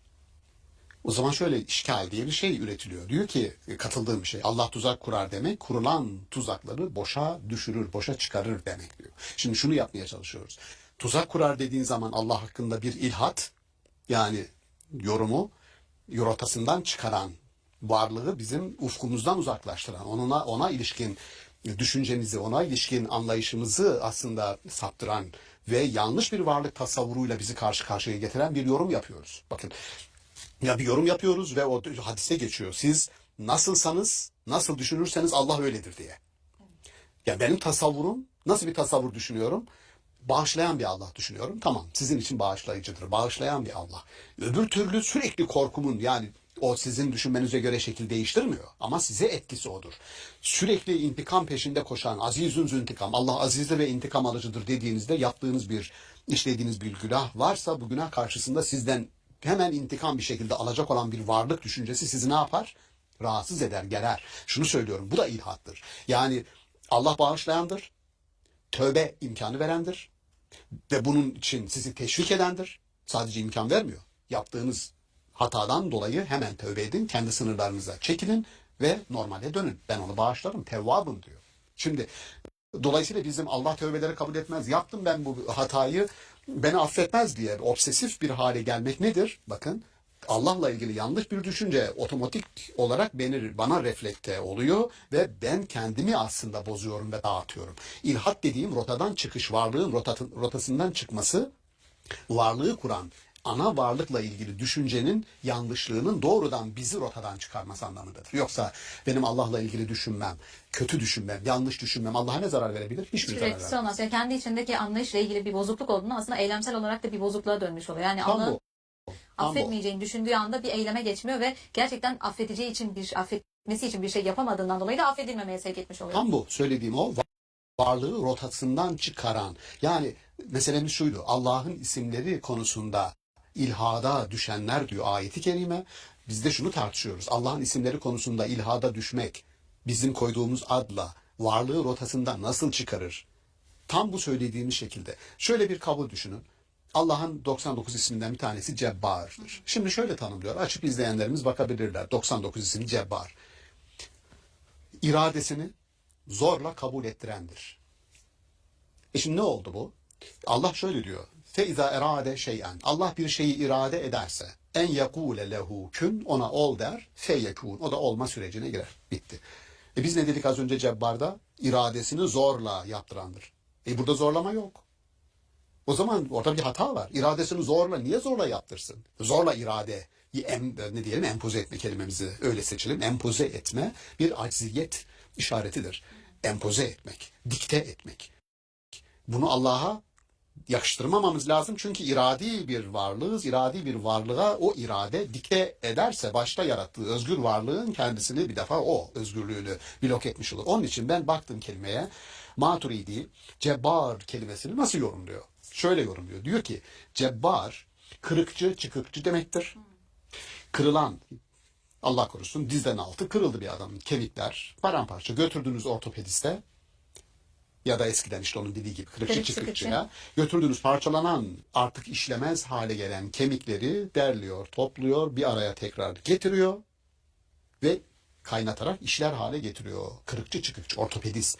Buradan hareket ederek Maturidi diyor ki milyonlarca parçadan oluşan evreni tek bir parça halinde yürüten, işleten, çalıştıran varlık demektir. Bakın, kırıkçı çıkıkçı gibi. Dolayısıyla Cebbar nedir? Evreni kozmik bir sisteme dönüştürüp çalıştıran ilahi varlık demek. Biz ondan ne ürettik? Cebbar, yani iradesini zorla kabul ettiren, dikte ettiren. Bu da bir ilhat. Öyle olunca benim iradem nerede bu zaman diyor. Bakın, diyorum ya, Allah'la ilgili tanımlamanız hemen size etkiliyor. Bizim yorum yöntemimiz, bizi takip eden dostlar hatırlayacaklar. Şunu söyledik. Allah'la ilgili bir tanımlamamızın diğer ucunda insan vardır. Yani bir uçta ilahi olan, teolojik, metafiziksel olan varsa diğer uçta antropoloji var. Bir uçta lahut, diğer uçta nasut. Bir uçta uhrevi olan, diğer uçta dünyevi olan. İkili bir sistem. Dolayısıyla ilhadı dediğimiz hayat rotasından nasıl çıkarır bir insan? Ayetin dikkatimizi çektiği hayatı kuran varlıkla ilgili düşünceleriniz, tutumlarınız, davranışlarınız sizin bizatihi yaşamı sürme, yaşamı nasıl idare edeceğinize ilişkin inisiyatiflerinizi belirler. Yanlış bir tutum sizi yaşam rotasından çıkarır. Doğru bir tutum, daha önceki programlarımızda hatırlıyorum siz söylemiştiniz. Yanlış bir yaşam doğru sürdürülemez, yaşanamaz. Yanlış bir şekilde kurguladınızsa o hiçbir şekilde doğru yaşanamaz. Dolayısıyla temel ilkeler, prensipler, varlık, madem ki Allah'ın varlığı hem varlık olarak hem de kendisini tecelli ve tezahür ettiği dünyamız olarak, buna çok Anna Maria Schimmel'in, rahmetlinin, Tanrı'nın yeryüzündeki işaretleri, kendine açtığı işaretler diye bir kitabı var. Tanrı'nın işaretlerini keşif diye. Ya o işaretler bir tür gideceğiniz varacağınız son noktaya nasıl bir rota oluşturuyorsunuz ve ondan sonra rotayı takip ediyorsunuz, şaşmadan hedefe ulaşıyorsunuz.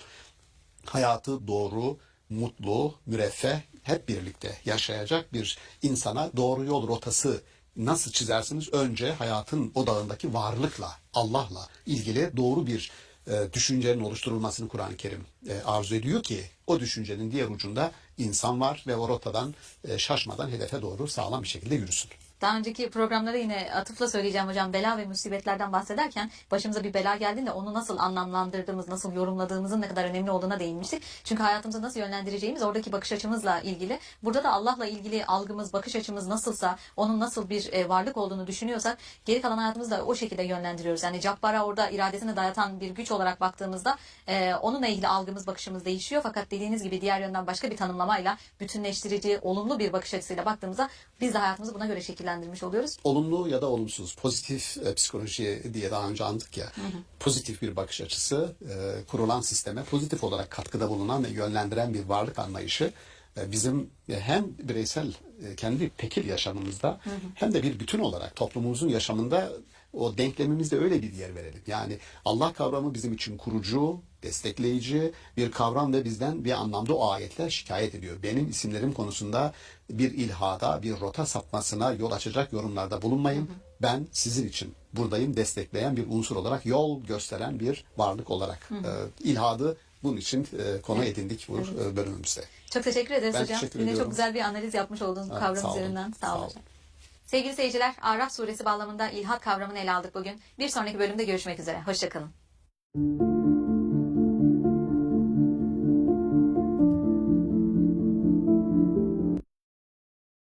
اسمي ريما جميل أبو جراد عايشة حاليا في مواصل قرارة كنت ساكنة في غزة الدرج عندي 5 أفراد عندي 3 بنات وولد لما رحت أدار أهلي اضطرينا ننزح على خان يونس الحمد لله أنا ولدت من هنا زوجي ثاني يوم مات كان واصل معاه يعني واصل مراحله الأخيرة أنا أبو جراد عمري 16 سنة يتيمة الأب حياتي قبل الحرب اختلفت بكثير عن حياتنا هالقد كان بابا يجيب لي كل شيء كان يوفر لنا حياتنا قد كثير اختلفت صرت طبعا حلمي أنا إن أكون أطلع طبيبة مش عارفين وين نروح بعد الحرب. The suffering and lack of basic resources in Gaza is staggering. Be the mercy Riam and her children need this Ramadan. Provide nourishing hot meals, a food parcel to last a whole month, shelter, healthcare or education. Taş değil, bağrındır taş senin, nereni nasıl yaksın söyle bu ataş senin diye devam ediyor. Ne kadar atmosfere gaz bırakma limiti var ülkelere verene bunun fazlasını yasaklayalım dediğinde sanayileşmiş ülkeler diyor ki ben böyle bir şey imza atmam çünkü beni kısıtlarsın diyor. İyi de hepimizi zehirliyorsun. Değil mi? Bu sistem, kozmik sistem, Allah'ın kozmik sistemi, kozmosu sizin keyfinize göre düzenlenmiş değil. Keyfi olarak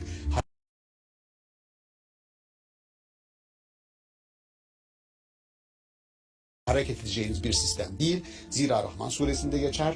Vel arda vada'aha lil enam. Allah yeryüzünü bütün varlıklar için o öyle serdi. Sadece sizin için değil, bütün varlıklar içindir o sistem.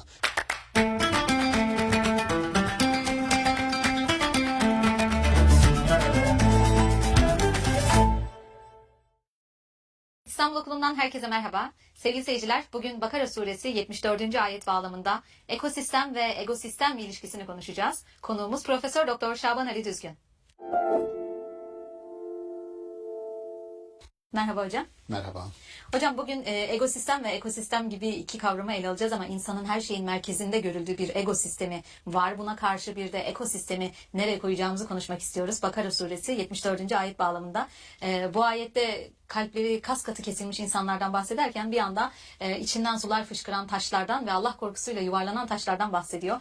Burada taşların ekolojideki bu duygusal bağın nasıl bir boyutu var? Bunu nasıl ele almamız gerekiyor? Bunun bizim egomuzla, ekolojiyle nasıl bir bağlantısı var? Ne dersiniz? Evet, çok güzel. O gerçekten Bakara suresi 74. ayet beklemediğiniz bir anda bir kıyas yapıyor. İnkarda direnen, inanmak istemeyen insanların kalpleri diyor çok katı, kas katı, hiçbir geçirgenliği yok, dinlemiyorlar.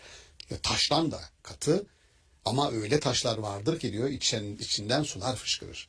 Öyle taşlar vardır ki Allah korkusundan yuvarlanır diye. Aman Allah'ım dedim. Yani o ilk karşılaştığımda ayeti böyle okuduğumda müthiş ayetin taşla ilgili ki bizim işte kas katılık konusunda taş mı kesildin be adam dediğimiz işte meşhur o taş gazeli vardır. Mükemmeldir. Taş nasıldı? Taş değil. Bağrındır taş senin, nereni nasıl yaksın söyle bu ataş senin diye devam ediyor. Ama taş olumsuz anlamda katılık göstergesi. Ama Kur'an-ı Kerim onu alıyor hiç de beklenmedik bir şekilde duygusal bir zemine oturtuyor. Benzer onu okuduğumda ilk aklıma gelen Einstein'ın evrenle ilgili ve evrenin bu tür unsurlarıyla ilgili konuşurken tırnak içerisinde kozmik dini duygu adını verdiği bir durum var. Kozmik dini duygu. Yani kozmolojik ögelerin dini bir duygu, bir haşyet yaratacak şekilde kullanılıyor olmasına dikkat çekiyor. Çünkü yeri gelmişken hemen söyleyelim. Einstein'a soruyorlar. Allah'a inanıyor musun? Evet, Allah'a inanıyorum. Ama o sizin inandığınız Allah değil diyor. Ya ne kastediyorsun diyor. Mesela insan suretinin işte insanı kendi suretinde yarattığını söyleyen bir ayet var kutsal kitapta. Mesela benim öyle bir Allah inancım yok diyor. Nedir?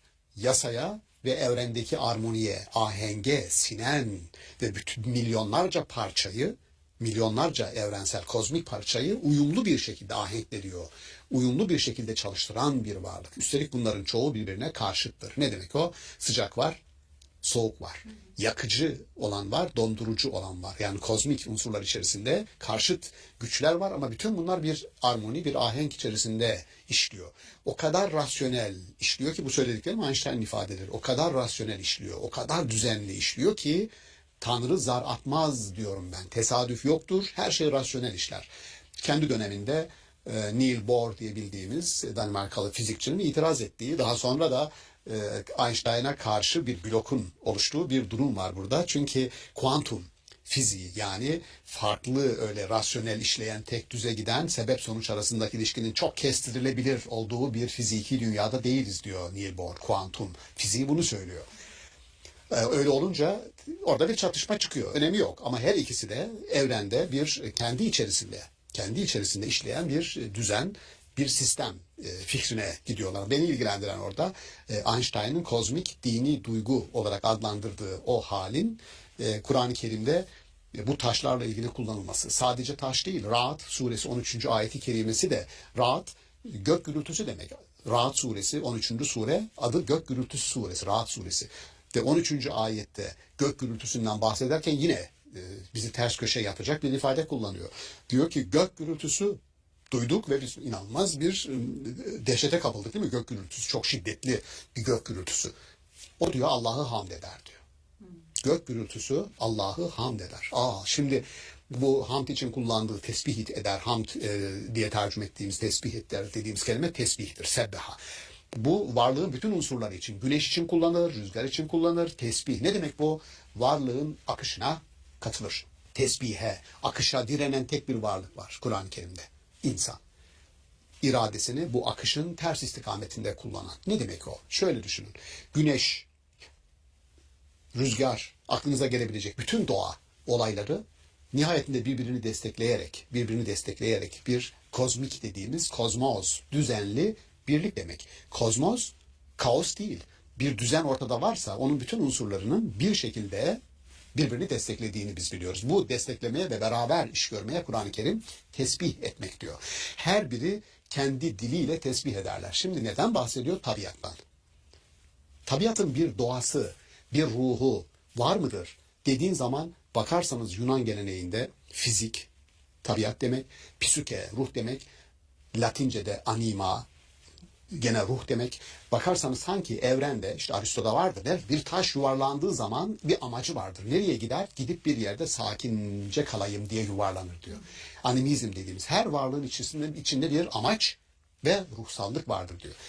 Bildiğimiz anlamda insanda bilinç, farkındalık yaratan o ruhtan bahsetmiyor. Onu biz biliyoruz, o değil.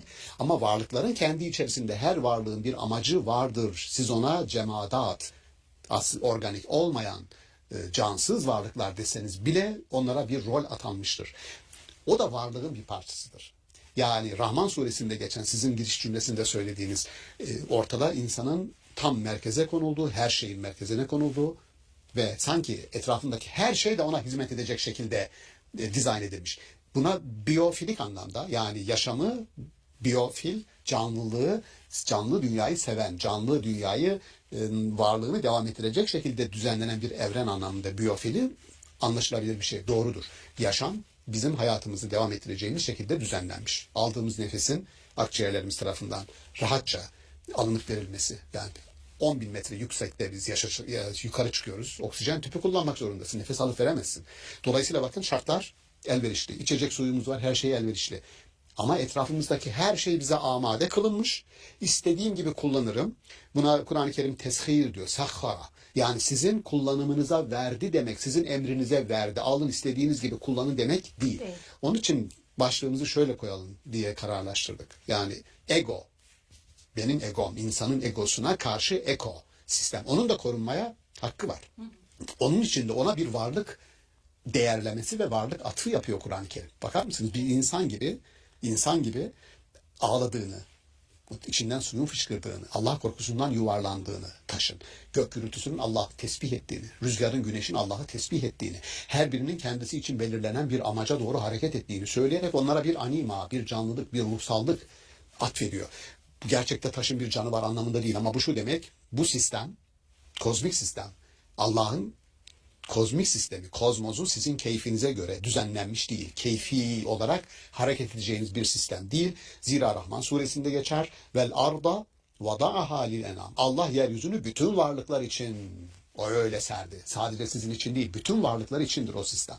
Öyle olunca bir network, bir ağ var. O ağın bir parçası da biz. Dışarıda bir varlık ağını parçaladığımızda sonunda dönüp gelip bizi bulacaktır bilinciyle ekosisteme bakmak lazım. Bu ekosisteme biz sahip olduğumuzu düşünüyoruz. Çevreye, doğaya sahip olduğumuzu düşünerek bir tahakküm kurmaya çalışıyoruz ve tüm bu doğanın bizim hizmetimizde olduğunu düşünerek hareket ediyoruz. Egolarımıza yenilerek. Yanlış Fakat olarak. diğer yönden aslında bunun bize bir emanet olduğunu ve sahip çıkılmasının burada tahakkümden ziyade emanete gözetmek. Daha önce de değindiğimiz kavramlardan biri olarak korumamız, gözetmemiz gereken bir emanet gözüyle bakmamız bu döngüyü sürdürecek bir şey olarak görülüyor. Aslında burada bir de ebeveynlikle de biraz ilişki kuruyorum hocam. Yani bir çocuk üzerinde ebeveynin ne kadar tahakküm kurması, ne kadar koruyucu davranması, emanete sahip çıkması gerekir. Burada bir ayrım yaparken de biz insanların da doğa üzerinde böyle bir emanet gözüyle bakmamız gerekiyor. Doğru. Emanet, koruyuculuk ve bizden sonrakileri aldığımızdan daha iyi devretme sorumluluğuyla hareket etmemiz. Yani şöyle Hazreti Peygamber'in şu sözünü mükemmel. Ölmek üzere olan birisi diyor. Elinde bir fidan varsa onu diksin. Toprağa diksin. Nedir maksat? Kendinden sonrakine daha iyi bir yaşam bırakmak. Yani şöyle 90 yaşındaki bir adam hala bahçesine bir kayısı ağacı dikiyor. 3-4 sene sonra verecek bu kayısıyı ben bunu yerim diye mi acaba yapıyor? Değil. İnsanın içerisine ölümsüzlük, sonsuzluk duygusunun entegre edilmesi bundandır. Benden sonrakiler ile devam edecek bu. Sonsuzluk. Yaptığım şey sonsuza kadar gitsin. Benle bitmesin istiyor. Dolayısıyla yapıya entegre olan bir şeyi bozmamak lazım.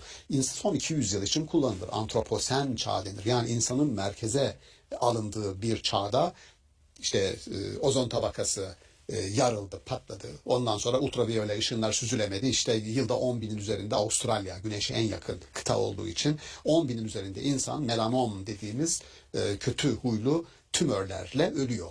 Güneşin yakıcı, kavurucu etkisinden dolayı verilen rapor bu. Şimdi benzer şey rahmet olarak anılan yağmurlar yağdığı zaman bir felakete dönüşüyor. Kendi elimizle bunu yaptık. Büyük şehirlerde, yaşadığımız şehirlerde yağmur yağıyor. Fakat onu emecek bir toprak parçası bırakmadığımız için, her tarafı betonlaştırdığımız için su gidiyor ileride bir alt geçitte toplanıyor ve canlı canlı insanlara mezar oluyor. Şu işe bakar mısınız? Yani ya da öyle yerlere biz evimizi kuruyoruz. Heyelanla toprağı alıyorsunuz. Toprağı alıyorsunuz sonra heyelanın kurban oluyorsunuz. Derler ki tabiatla birlikte yaşamayı öğrenin. Asla mücadele etmeyin. Temel ilkedir. Tabiatla mücadele etmeyin. Birlikte yaşayın. Bu şu demek.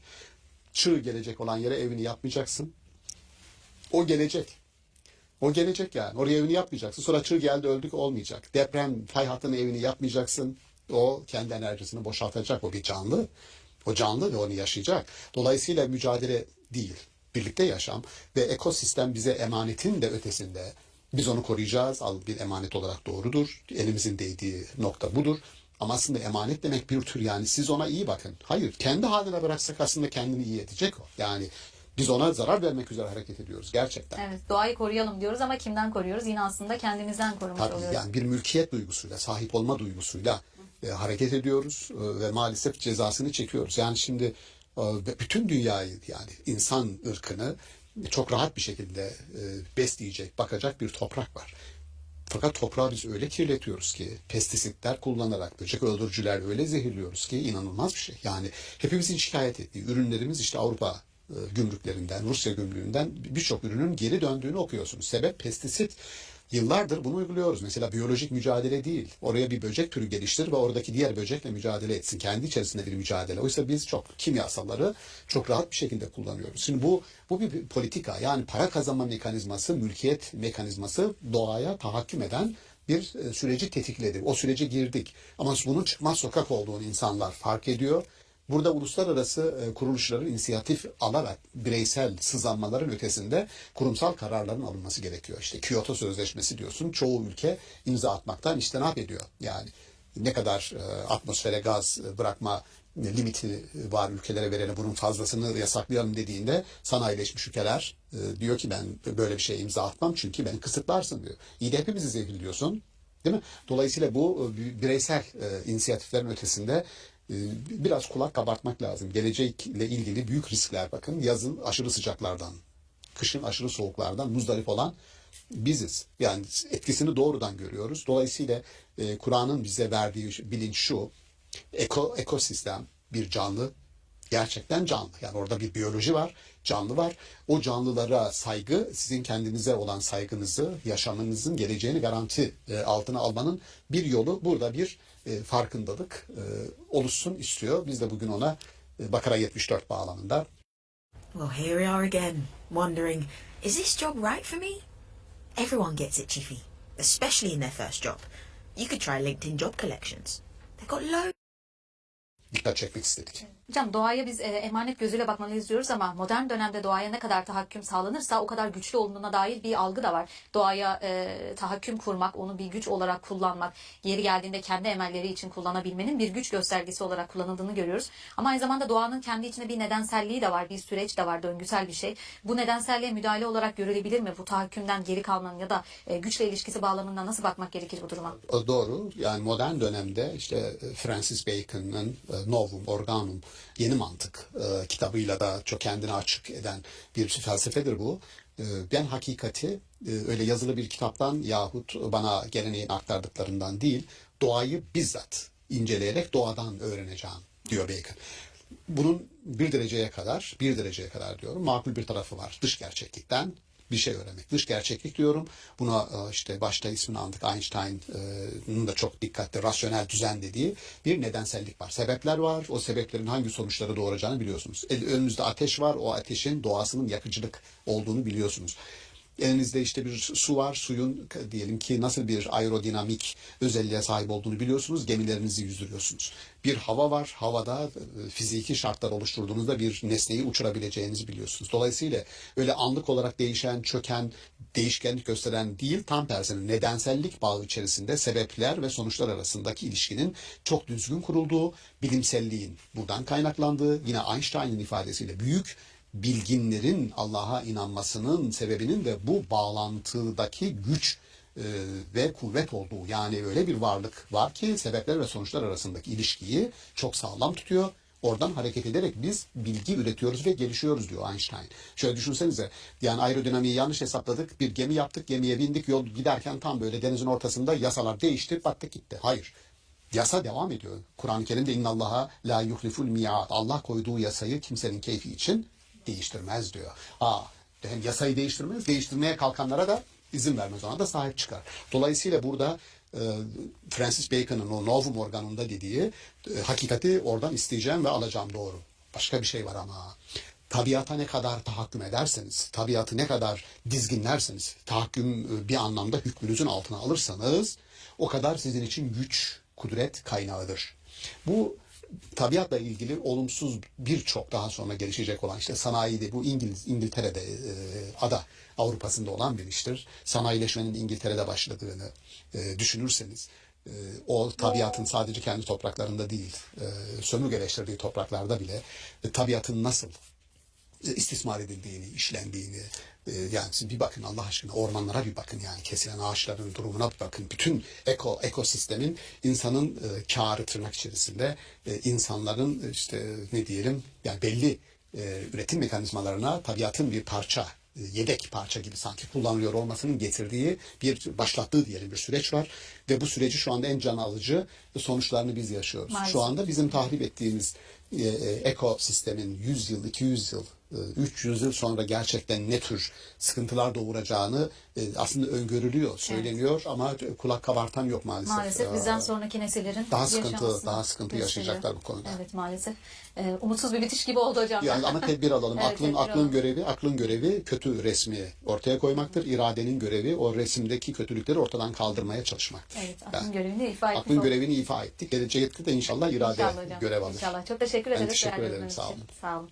Sevgili seyirciler, egosisteme kurban edilen ekosistem hakkında konuştuk bugün. Bakara suresi 74. ayet bağlamında konuştuk. Bir sonraki bölümde görüşmek üzere. Hoşçakalın.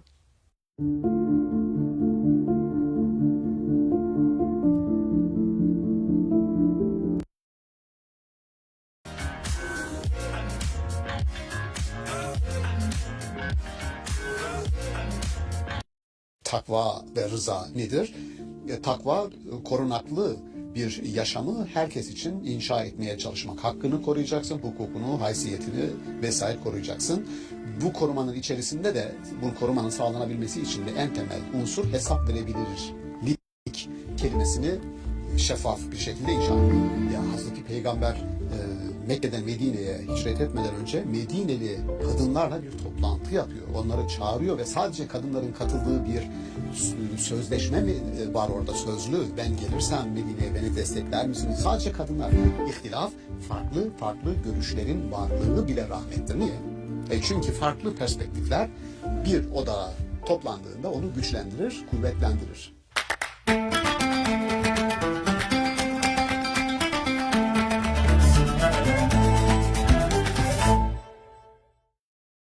İstanbul Okulu'ndan herkese merhaba. Sevgili seyirciler, bugün Tövbe suresi 109. ayet bağlamında rıza kavramından, rıza toplumundan bahsedeceğiz. Konuğumuz Profesör Doktor Şaban Ali Düzgün. Merhaba hocam. Merhaba. Bugün rıza kavramını Rıdvan kavramıyla beraber değerlendirmek istiyoruz. Rıza toplumu da dediniz siz bu başlık için, bugünkü konumuz için. Tövbe suresi 109. ayette geçen bir bağlamda konuşacağız bunu. Öncelikle kelimelerin etimolojisiyle başlıyorsunuz aslında konuları tanımlamaya. Rıza kavramını nasıl değerlendiriyorsunuz? Rıdvan'la ilişkisi bağlamında nasıl tanımlarsınız? Ne dersiniz? Evet, andığımız Tövbe suresi 109. ayette bir toplum yapısı öneriliyor orada. İki temele oturduğu, dayandığı söyleniyor. Hatırlanması babından şöyle ayet. Efemen essese bünyanehu ala takva minallahi ve rıdvanin hayrun. Ev diye devam edecek.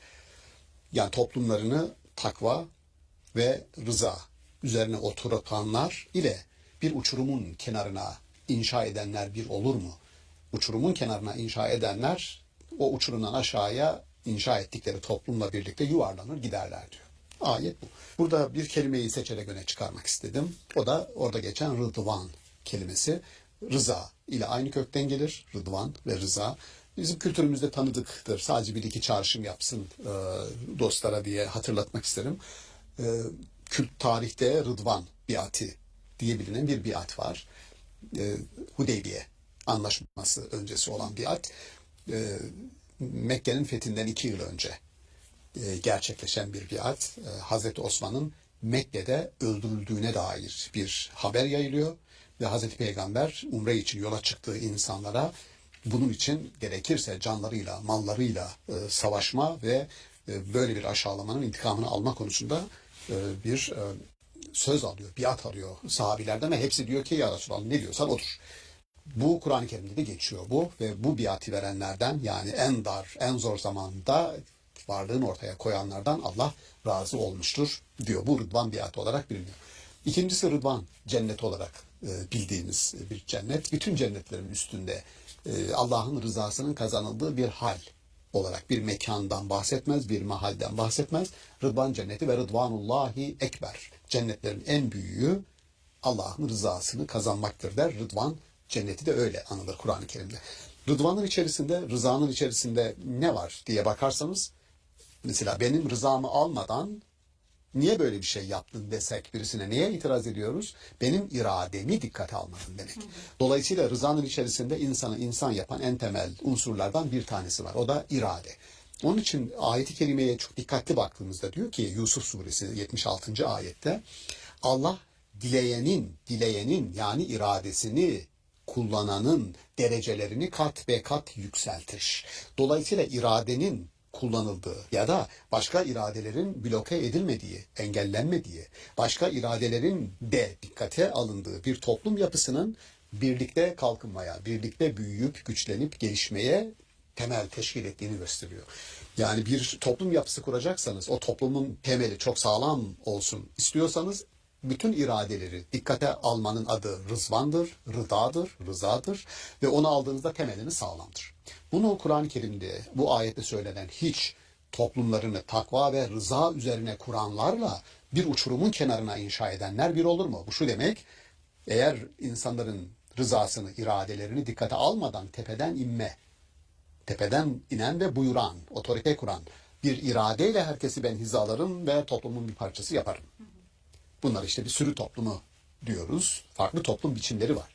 İradesiyle katılmıyorsa bu sürü toplumu. Aynı zamanda yıkılmaya mahkum bir toplum oluyor. Ayetin ikinci kısmı bunun sanki o toplum uçurumun kenarına inşa edilmiştir. Her an aşağıya yuvarlanabilir diyor. Çünkü iradesini almadınız. Benim irademi dikkate almadın deyip ayaklanabilir, isyan çıkarabilir.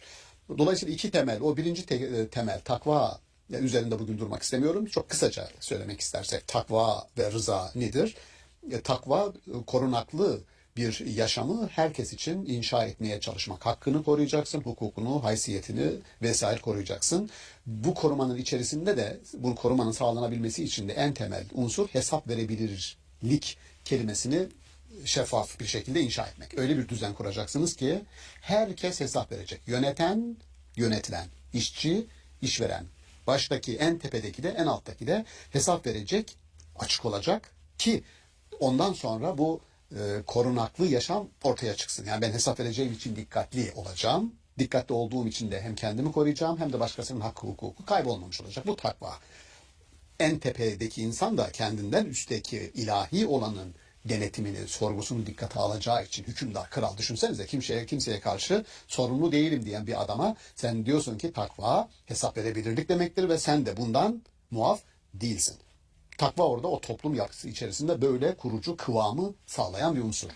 Rıza kelimesi aslında siyaset teorileri bağlamında bakarsak modern bir terimdir. Yani son 400 yılın bir terimidir. Orta Çağ'da rıza diye bir şey yoktur. Orta Çağ'da ne vardır? Kralların iradesi vardır. Ve kral iradesini kullanırken kral Tanrı'nın yeryüzündeki gölgesi, bir tür onun mümessili olduğu için de kesinlikle iradesine karşı çıkacak bir başka irade tanımaz. The time to help is now. We can't wait for our brothers and sisters to be broken and steadfastness. Yani irade hiçbir şekilde yok. Asla. Ne var? Akıl var. Ama dikkat edelim, akıl aydınlanma döneminde ya da modern çağda kullanılan aydınlanmanın sloganı olan Kant'ın söylediği sapere aude, kendi bireysel aklını kullanma cesaretini gösterdeki akıl değil o. Kendi bireysel aklını kullan diyor. Oysa modern öncesi dönem, orta çağ döneminde kurucu akıl var. Yani kurucu akıl bir mezhebin aklı olabilir. Bir kilisenin aklı olabilir. Kurucu akıl, ulemanın aklı olabilir. Kurulmuş bir düzen vardır ve sen o düzene uyacaksın. Ben de böyle düşünüyorum. Benim iradem de böyledir. Orta çağda öyle bir şansın yok.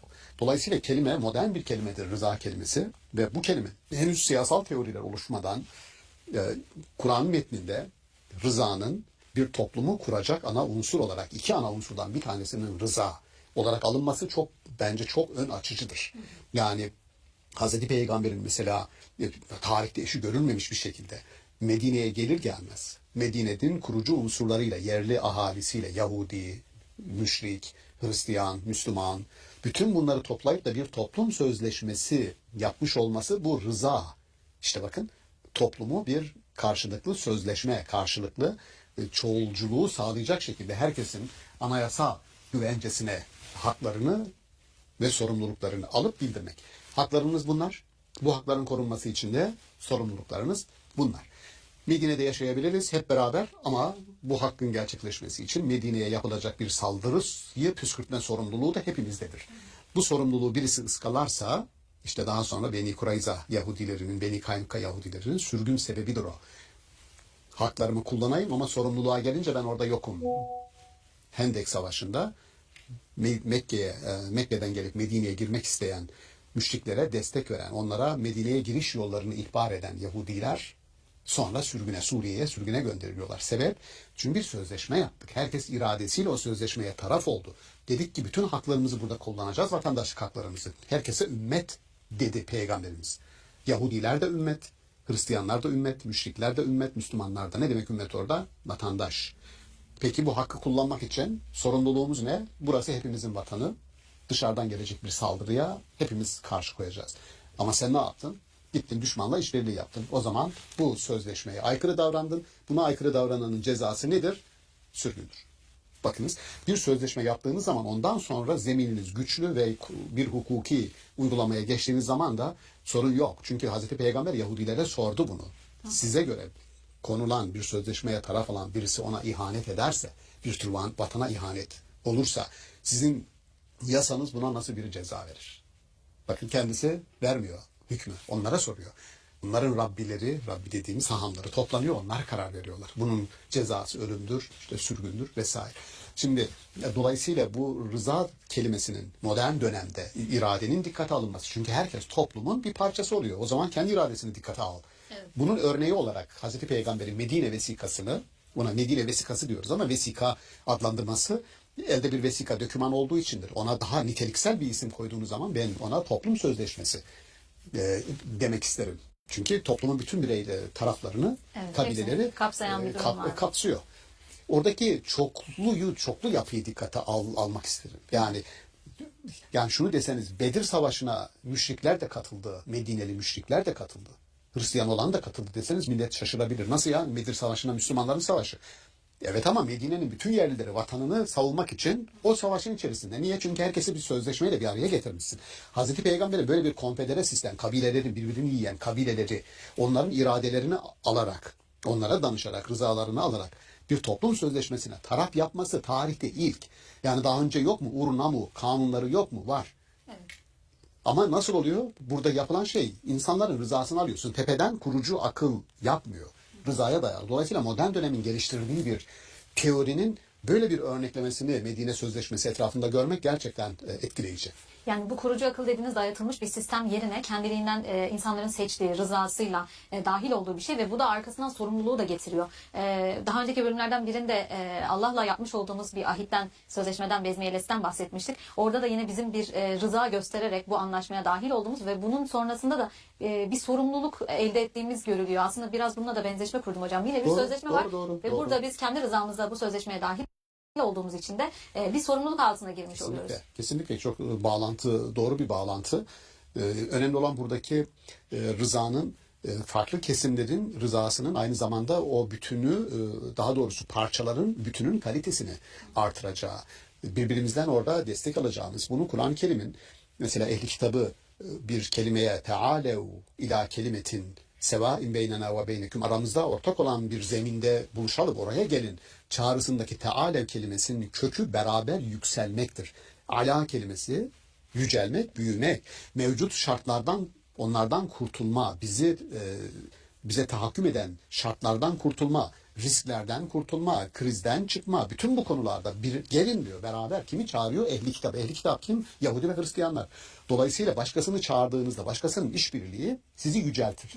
Yani ötekileştirme, dışlama değil. Onun için Kur'an-ı Kerim'deki mesela ihtilaf, Hazreti Peygamber'in sözüdür. İhtilafu ümmeti rahmetün. Ümmetimin ihtilaf, halife, yani Allah'ın yeryüzünde yarattığı halife ile aynı kökten gelir. Türkçe'de muhtelif dediğimiz çeşitlilik aynı kökten gelir. İhtilaf, farklı görüşlerin varlığı bile rahmettir. Niye? Çünkü farklı perspektifler bir odağa toplandığında onu güçlendirir, kuvvetlendirir. Peki bugüne baktığımızda hocam çok güzel bir mesaj ama bir yandan da modern zamanda baktığımız zaman biz aslında önceki dönemlere kıyasla daha özgür iradeyle hareket ettiğimizi, kendi rızamızla davrandığımızı söylüyoruz ama gerçekten böyle mi? Şu anda bir kurucu akıl olmadığını, tümüyle özgür olduğumuzu ve bununla bağlantılı olarak hareket ettiğimizi söylemek mümkün mü? Bütünüyle değil ama orta çağlara, feodal yapının olduğu dönemlere, krallıklara, o dönemlere bakarsanız da tartışma götürmeyecek şekilde insanlığın ilerlediğini göreceksiniz. Bir sivil toplum kavramı var bugün. Sivillikten bahsediyoruz. Siz eskiden böyle bir şeyden bahsedemezdiniz. Yani yani Çin, Hint, Orta Doğu, Batı hiç fark etmiyor. Bu söylediğim çok genel bir ifadedir. Diyorum ya, modern dönemin ürettiği bir kelimedir irade ve rıza. Yani toplum sözleşmeleri kavramı, işte diyelim Jean-Jacques Rousseau'yla ancak sen ondan bahsedebilirsin, toplum sözleşmesinden. Ama söylediğim şey Hazreti Peygamber'in Medine vesikası toplum sözleşmesinin ilk örneğidir. Yani bir hak ve sorumluluk tanımıdır. Yani 1215 sizin Magna Carta'ya gelmeniz için aradan yüzyılların geçmesi gerekiyor.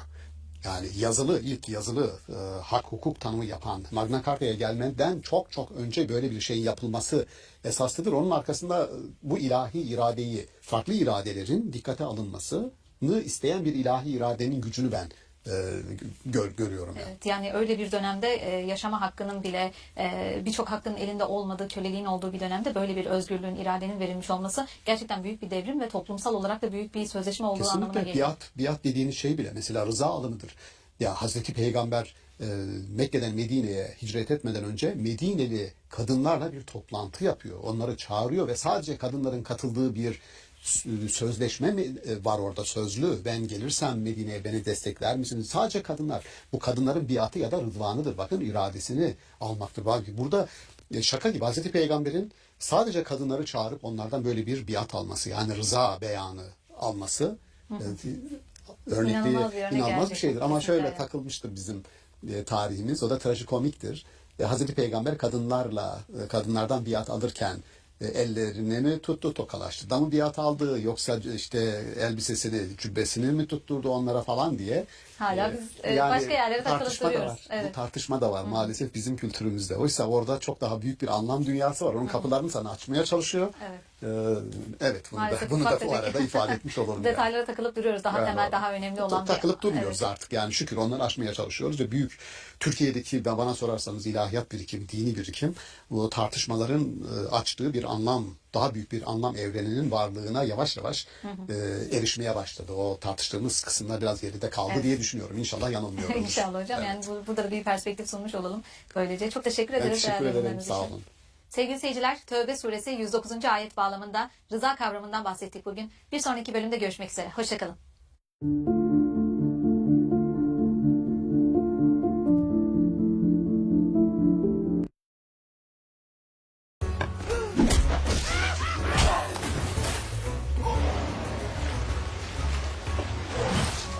Çarpıyorum, topluyorum, çıkarıyorum. En sonunda şu kadar yıl çalışırsam bir evim oluyor. Bu asgari insani standartların bu kadar gayretle elde edilmemesi gerekir. Bunların daha baştan insanların kolayca erişebileceği yaşam şartları olması lazım. O zaman imam bağırıyor, diyor ki cuma namazı kılamazsınız. Herkes dağılsın, çıksın gitsin camiden diyor.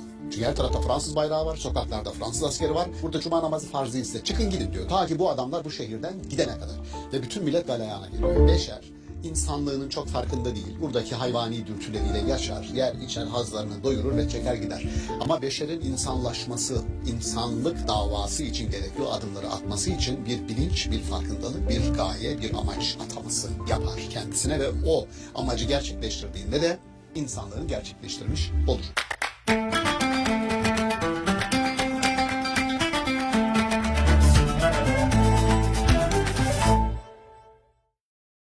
İstanbul Okulu'ndan herkese merhaba. Sevgili seyirciler, bugün Beled suresi bağlamında Sarp yokuş hakkında konuşacağız. Konuğumuz Profesör Doktor Şaban Ali Düzgün. Merhaba hocam. Merhaba. Hocam, Mekke'de inen surelerden biri olan Beled suresinden bahsetmek istiyoruz bugün. Bu surede geçen akabe kavramı Sarp yokuş olarak tercüme ediliyor. Sizin de hatta da göstermiş olalım. Sarp yokuşun eteğinde insan kitabına da ismini verdiğiniz. Sarp yokuşu nasıl ele alıyorsunuz? Nasıl değerlendiriyorsunuz? Akabe, Sarp yokuş ne demek? Ne dersiniz? Evet, Mekki surelerden birisini bugün konuk ediyoruz diyelim. Ve oradan da bir kelimeyi öne çıkararak akabe andığınız gibi. Akibet Türkçe'de kullanırız. Akibet hayır olsun falan diye. Aynı kökten gelir. Ama sarp yokuş olarak verdiğimizde hemen arkasında o bize kendi sarp yokuştan ne kastettiğini ayet-i kerimeler açıklayacaklar. Yani onu orada azıcık tutarım. Ama giriş olarak Beled suresinin bir defa Hazreti Peygamber özelinde Mekke'de çok ciddi bir tespit yapıyor bir kelime üzerinden. La uksimu bihazel beled. Bu beldeye yemin olsun ki, Mekke'yi kastediyor özel olarak. Ve ente hillun. Hil kelimesi Türkçe'de kullandığımız helal kelimesiyle, ihtilal kelimesiyle aynı köktendir. Hil her türlü saldırıya açık demek. Sen buradasın ama şu anda korunaksız, her türlü saldırıya açık bir durumdasın. Helal, herkese helalsin anlamında. İhtilal edilmesi de mümkün olan. Evet, yani herkese helal durumdasın demek, her türlü saldırıya açıksın anlamında. Hazreti Peygamber'in konumunu, yani daha Mekki sureye geldiğinde henüz ne koruyacak bir güç, onu ne arkasına alabileceği bir güç, hiç kimse yok. Tek başına ve hemen arkasından söylediği Peygamberin burada onun özelinde söylüyor ama bütün insanlara mesaj. Bütün ayetleri teker teker anmayacağım. Sadece bir ikisini dikkati çekeceğim. Sonra esas akabeye geleceğim. İnsanın kebet durumundan bahseder burada. Her insan, biz insanı zorluk çekeceği bir dünyaya aslında getirdik, bıraktık. Yani aslında insan zorluk çeksin diye dünyaya bırakılmış değil. Ama şunu söylüyor: eğer bir şey başarmak, gerçekleştirmek, değiştirmek, dönüştürmek istiyorsanız, yani insan olmak istiyorsanız, لَقَدْ خَلَقْنَا الْاِنْسَانَ ف۪ي كَبَدٍ. Beşer değil. Beşer insanlığının çok farkında değil. Buradaki hayvani dürtüleriyle yaşar, yer içer, hazlarını doyurur ve çeker gider. Ama beşerin insanlaşması, insanlık davası için gerekli o adımları atması için bir bilinç, bir farkındalık, bir gaye, bir amaç ataması yapar kendisine ve o amacı gerçekleştirdiğinde de insanlığını gerçekleştirmiş olur. Dolayısıyla insan olmak isteyen için bu dünyada zorluklar var diyor. لَقَدْ خَلَقْنَا الْاِنْسَانَ ف۪ي كَبَدٍ. Peki bu zorluk. Sen de bunun bir parçası olarak bu toplumun içerisindesin ve her türlü saldırıya açık durumdasın diyor. Burada onun öncesinde çok güzel bir ayet var: ve validin ve mavelet. Yeminlerle gidiyor. Çünkü arkadan çok büyük mesajlar gelecek. Ana baba olana da olmayana da yemin olsun ki, yine insan üzerinden gidiyor. Sadece anneye, sadece babaya değil. Ana baba olana da olmayana da, hepsi onun için, onun gözünde çok değerli ve bütün bunlara yemin ettikten sonra geliyor insanın kendisine verilen nimetleri, donanımları, bütün onları da anlatıyor. Sonra Mekke toplumunda işte gücüyle, kudretiyle, servetiyle kendisine statü yapan ve bunu başkalarının aleyhine kullanan tipleri anlatıyor. Ondan sonra diyor ki, bu insan var ya diyor, bütün bunları göz önüne koyun. Ondan sonra bu insan felak tahamel akabe. Sarp yokuşa vurmaya, rampaya bir anlamda çıkmaya cesaret edemedi. Böyle bir şeyi göze alamadı diyor. Şimdi şöyle yapalım. Düz ovada yürüyoruz, rahat rahat yol alıyoruz. Sonra birden geliyor ova ve şöyle bir sarp yokuş çıkıyor. Ben buraya çıkamam diyorsunuz. Benim nefesim buraya yetmez. Ya da kendimi burada yormayayım ben. Olabilir. Çok fiziksel olarak böyle bir mecazi bir kullanım. Peki hangi olaylar, ne tür girişimler sarp yokuştur? Yani herkesin öyle teşebbüs edebileceği türden işler değildir. Bunlar ancak büyük ruhların, büyük yüreklerin girişebileceği işlerdir. Merak ediyoruz. Yani Kur'an-ı Kerim bütün insanları önce eşitliyor. Hangi konuda eşitliyor? Düz ovada, düz yolda yol alırsınız diyor. Ama sonra birden bir sarp yokuş gelir. Yani herkesin girişemeyeceği işler gelir önünüze. Bir kısmınız der ki, bu beni aşar, ben burada yokum. Merak ediyorum, ya Rabbi hangi işler onlar? Yani ki ben diyebilir ki, ya Rabbi bunu bana göster. Ben kendi kalitemi bir ölçeyim. Bakayım o işe ben girişebiliyor muyum, girişemiyor muyum? Birincisi, aslında bunun Beled suresinin ve peygamber mesajının bütün odağını oluşturan iki unsur var burada. Onlardan ilki fekkü rakabe. Kölelere özgürlük. Yani birinci kavram özgürlük. Özgürlük kelimesini biz dar anlamda tarihsel atama yaptığımızda nedir rakabe? Boyunduruk altına alınan herkes. Şimdi boyunduruk altına alınan herkes rakabe. Biz buna köle diyoruz da, kölelere özgürlük diyoruz da, sadece köle grubunu tanımlar derseniz yanlış olur. Neden? Mesela murakabe, gözetim altında, gözetleme altındaki herkesin özgürleştirilmesinden bahsediyor. Adam köle değildir ama ekonomik bağımsızlığı yoktur. هذا محمد صالح أبو العطا عمره 34 سنة من سكان الشجاعية ولا في 2011 تم استهداف البيت.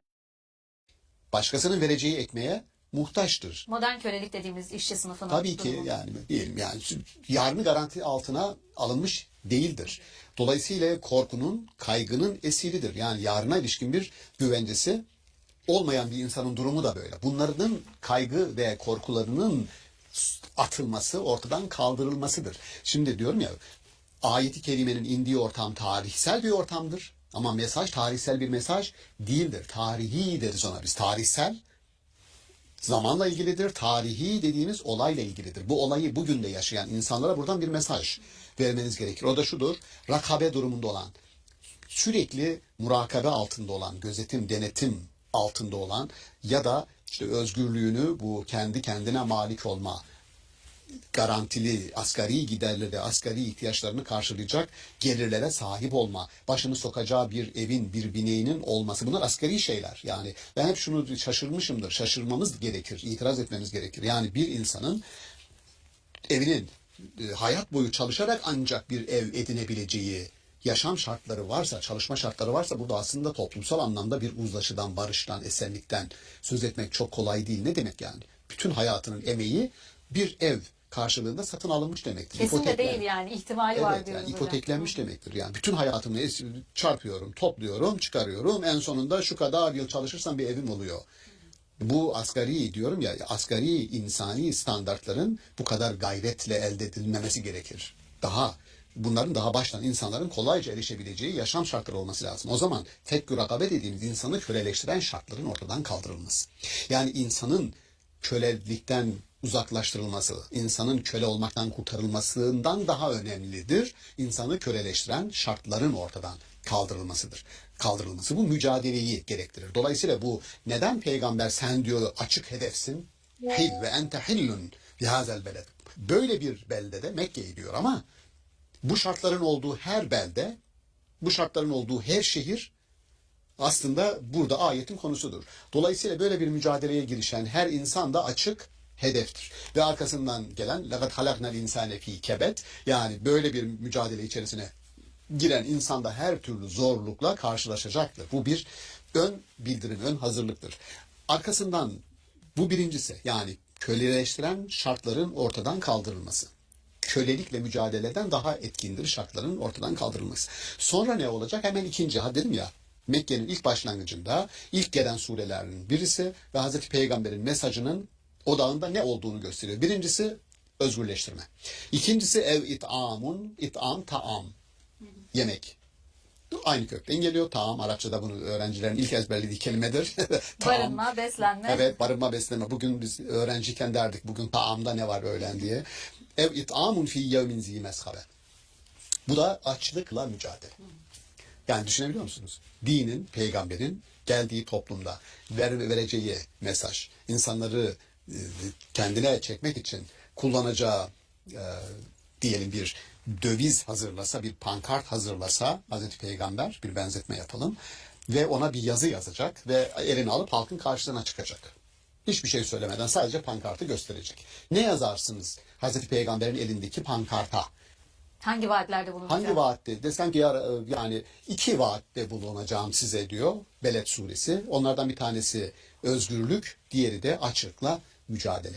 Aslında tarihin akışını belirleyen 2 temel kelime bunlar. Bugün de bunlar böyle, tarihte de öyleydi. Aynı pankartı bugün açmış olsak aslında hiç de Karşılığı sırıtmaz var. yani. Aynı şekilde Kesinlikle. barınma, beslenme ihtiyaçları olan bir toplumda yaşıyoruz ve bunlarla Kesinlikle. yine mücadele etmek durumundayız. Bunlardan bir tanesi maddi ihtiyaçların karşılanmasıdır. Yani açlıkla mücadele, insanın bir bedeni var.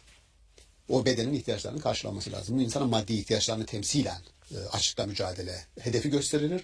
Özgürlük ruhsal ihtiyaçlarının karşılanmasıdır öncelikle. Çünkü kölelik bedensel bir tanımlama gibi durur. Bedenini sanki sonra köleleştirdiniz. Fakat aslında orada bedenden önce zihinde bir kölelik kavramı vardır ve o köle olduğunu kabul ederse gerçekten kölelik vardır. Aksi takdirde yani köle itiraz ettiği, şöyle düşünün, siz Amerika'da diyelim siyahilerin tarihine bakın, köleliğin tarihine bakın. Onlar evet biz gerçekten köleyiz, gelin bizi köleleştirin. Yani öyle mi diyorlardı? Hayır. Zorla gittiler sömürgeleştirme, kolonileştirme, köleleştirme ve işin daha vahimi sadece iş gücü olarak köleleştirme değil, bir de alıp satma. Köle ticareti korkunç bir şey. Yani insanlığın yüz karası zamanlar. O insanlar bunu kabul etmiyorlar. Böyle bir şey yok.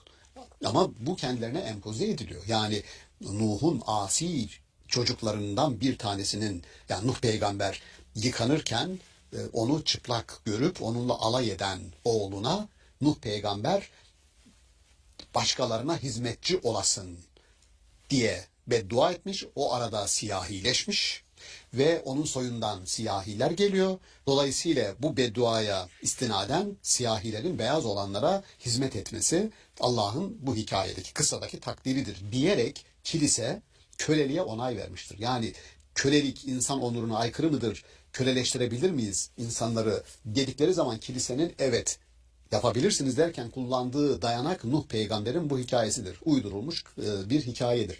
Demesi lazımdı ki kilisenin Allah'la irtibatı olan, Allah'ın kelamına muhatap olan bir insanın köleleştirilmesi, daha da vahimi köle olarak alınıp satılması, Allah'ın iradesine de, rızasına da, her şeyine de terstir. Yani kilisenin bunu demesi gerekirdi ama öyle değil. Biz şunu üzülerek söyleyeyim parantez içerisinde. Üçüncü innocent, üçüncü masum diye tercüme edebiliriz. Papa, dördüncü Lateran konsilini topladığında ilk defa Engizisyon kelimesini orada kullanıyor. Kilise karşıtı ne kadar grup varsa hepsinin Engizisyon'a tabi tutulup öldürülmesi. Avrupa topraklarında ne kadar azınlık varsa Müslümanları ve Yahudileri kastediyor. Hepsinin enterne edilmesi, öldürülmesi, sürülmesi. Onun için Sicilya gibi 250 sene Müslümanların yönetiminde kalan ve Müslümanların çoğunluğu oluşturduğu Sicilya'da Müslüman kalmadı. Çoğunluğu Müslümanların oluşturduğu Palermo'da 300 tane cami ve mescit olan Palermo'da bugün tek bir tane yok. Bir tane kalmadı. Sebep kilisenin, yani 3. Innocent'ın 4. Lateran konsilinde aldığı bu kararlar. Şunu söylemeye çalışıyorum burada. Allah'ın iradesi bütün insanların rahatça yaşayabilecekleri, bir engizisyona tabi tutulmadığı, özgürce, bakın özgürce, peygamberimize verilen ilk misyon insanların özgürlük şartlarının sağlanması ve açlıkla mücadele ederek herkesin asgari yaşam standartlarına kavuşmasını sağlamak. Bu burada duruyor ama öbür tarafta organize bir güç, kudret elde etmiş bir kilise kendi dışındaki inananları, insanları topraklardan nasıl uzaklaştırırım hesabı kitabı yapıyor. Ve bunun içinde bildiğimiz askeri tarikatleri kuruyor. İşte tapınak şövalyeleri gibi askeri tarikatlar, Fransiskenler, Dominikenler, onlar askeri değil ama bütün mücadeleleri Avrupa topraklarını başka insanlardan temizlemek. Şimdi dinin ana mesajı nedir onu söylüyorum. Yani burada peygambere verilen görev bütün insanların özgürlük şartlarını sağlayın. Bırakın ondan sonra insanlar kendileri karar versinler. Kendileri bir yaşam alanlarını, nasıl bir standartta yaşam tercih edecekler bırakın. Öyle yürüsün. Ama din tabanlı bir kurumun dünyayı kendi dışındaki insanlara dar etmesi iki türlü de hem asgari standartların karşılanması, açlıkla mücadele anlamında hem de özgürlük gibi çok yüce, üstün bir kelimenin maalesef topraklarından göç etmesine sebep olmuş. Aslında İslam'ın kendi içindeki mantığıyla da doğrudan örtüşen bir şey. Yani özgür bir iradeyle inanmak ve bunu sürdürebilmek için asgari temel şartların da yaşamsal olarak sağlanması gerekiyor. Önce özgür olmak, özgür bir iradeyle inanabilmek ve özgür bir biçimde, rahat bir biçimde yaşayabilmek gerekiyor. Böyle kaygıların, yaşamsal kaygıların olduğu bir durumda zaten inancın da doğru ve yerinde bir şekilde sürdürülmesi mümkün görünüyor. Kesinlikle yani asgari işte bizde çok meşhurdur yani cuma namazının insanlara farz olabilmesi için bir şehirde cuma namazının kılınabilmesi için şehrin özgür olması gerekir. İnanılmaz bir ilke ben çok güzel. Yani özgür değilseniz işte Maraş'ta Fransızların işgalindeki Maraş'ta olan oydu. Bizim tarihimizin çok güzel bir sayfasıdır. Yani evet imam bağırıyor diyor ki cuma namazı kılamazsınız. Herkes dağılsın çıksın gitsin camiden diyor. Çünkü her tarafta Fransız bayrağı var, sokaklarda Fransız askeri var. Burada böyle toplandık hadi bir mübarek cuma günü namaz kılacağız diyor. Burada cuma namazı farz değilse çıkın gidin diyor. Ta ki bu adamlar bu şehirden gidene kadar.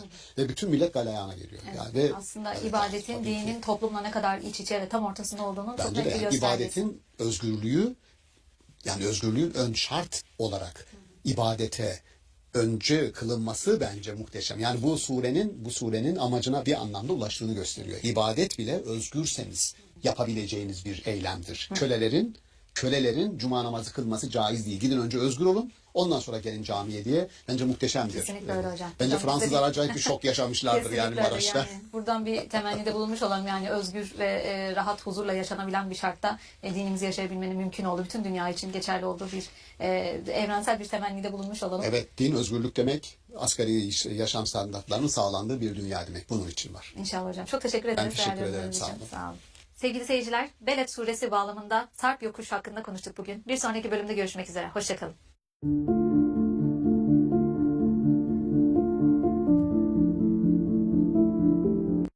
We break our fast with ease, but in Gaza, families have nothing at all. Water, the gift Allah subhanahu wa ta'ala made the source of all life. But in Gaza, that gift was laced with poison. Necm suresinde ufuku ala, peygamberin yürüyüşü ufuku ala yadır. Ne demek o? Kendinden önce var olan ufukların daha üstündedir. Daha önce adalet tahakkuk etsin diye normlar konulmuştur ama yeni konulacak normlar insanın onurunu, haysiyetini, izzetini dikkate alarak konulacaktır. Çünkü daha üst bir ufuk. Niye yürüyor herhangi bir sendika? Diyorum, bir hakkın tahakkuku için yürüyor. Dolayısıyla bir yürüyüşün davası, iddiası aynı kökten gelir. Davası ve iddiası nedir? Tek kelimeyle derim ki bu yürüyüşün davası, Hazreti Peygamber'in bu İsra'sının yürüyüşünün davası insanlık davasıdır.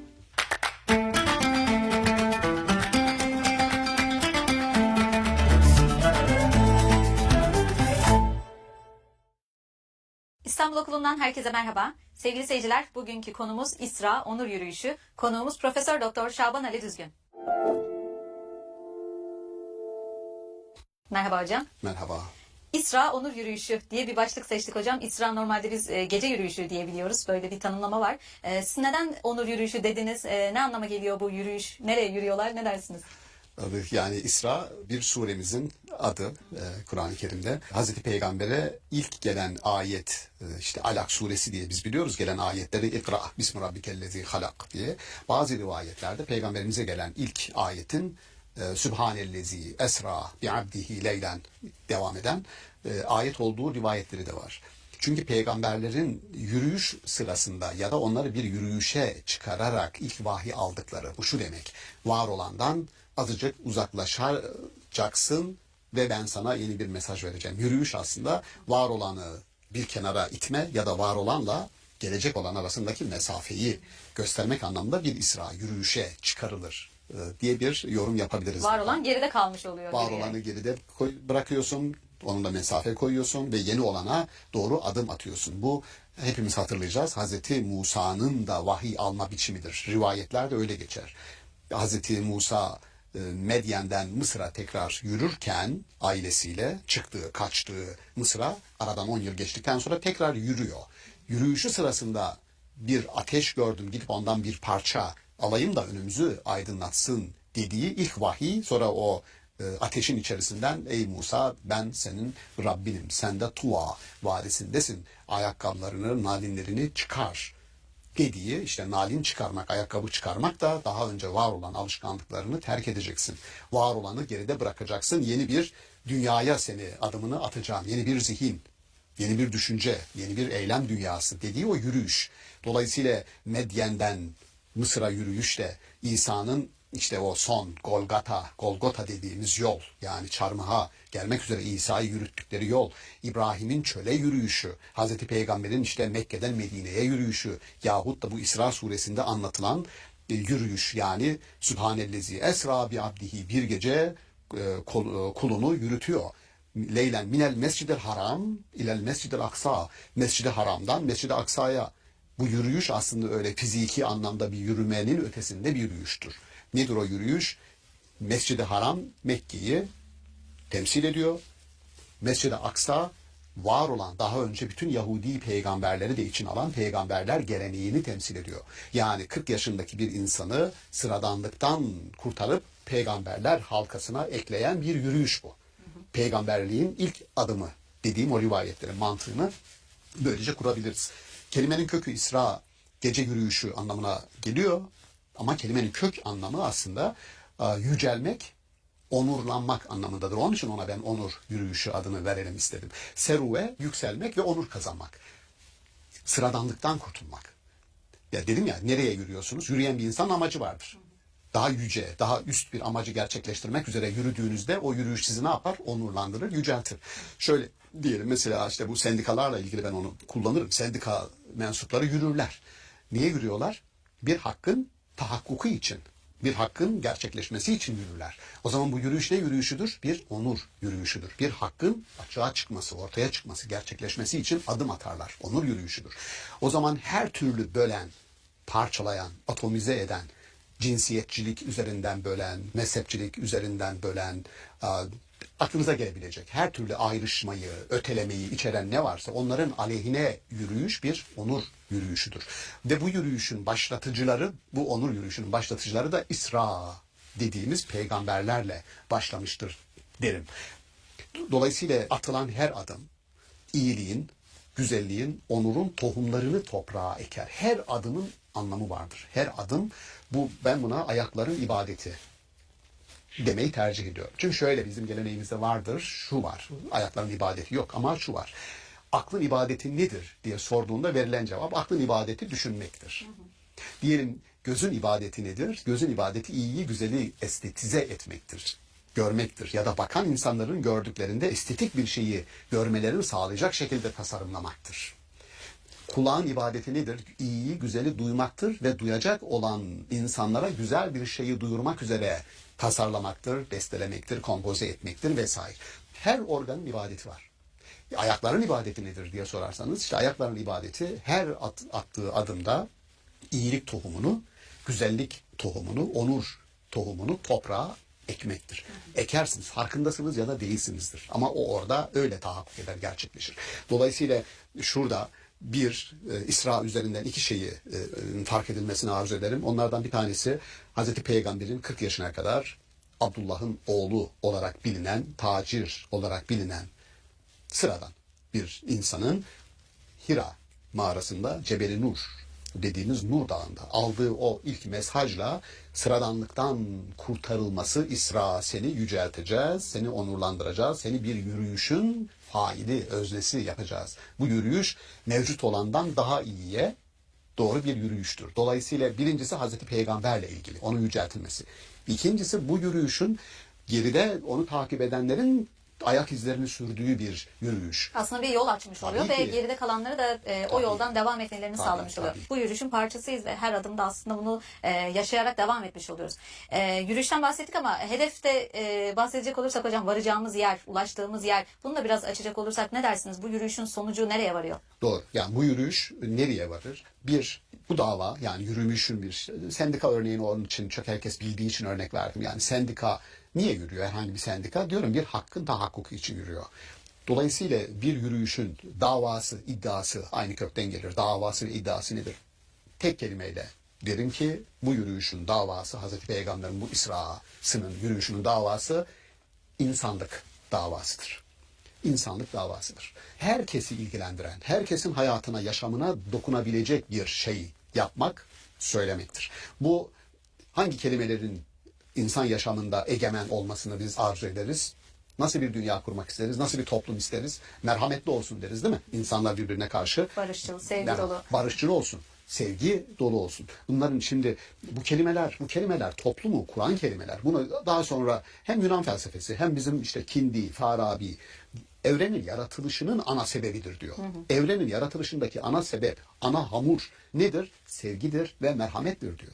Dolayısıyla merhameti, sevgiyi insanlar arasında bir oluşturucu, var kılıcı ve devamını sağlayan, yani toplumun ülfetini bir arada durmasını sağlayacak bir zam gibi, bir harç gibi düşünün. Yani nedir? Diyelim ki Maverdi'ye sorsanız bir devlet kuracağız kardeşim. Devleti kuran 3 unsur diye Maverdi Ahkâm-ı Sultaniyesinde, yönetimin ilkelerinde diyor. 3 unsur olmadan bir devlet kurulmaz.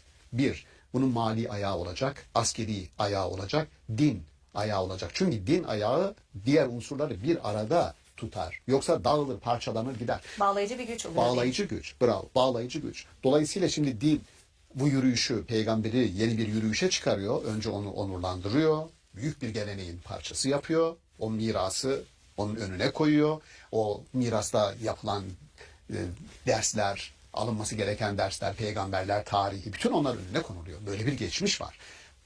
Senin yöneldiğin hedef gelişim süreçleri ışığında bakarsanız gelişiyoruz. Senin taşıdığın mesaj daha önceki mesajlardan daha üst bir mesaj olmalıdır. Onun için ufuku ala ile buluşturuyoruz onu diyor.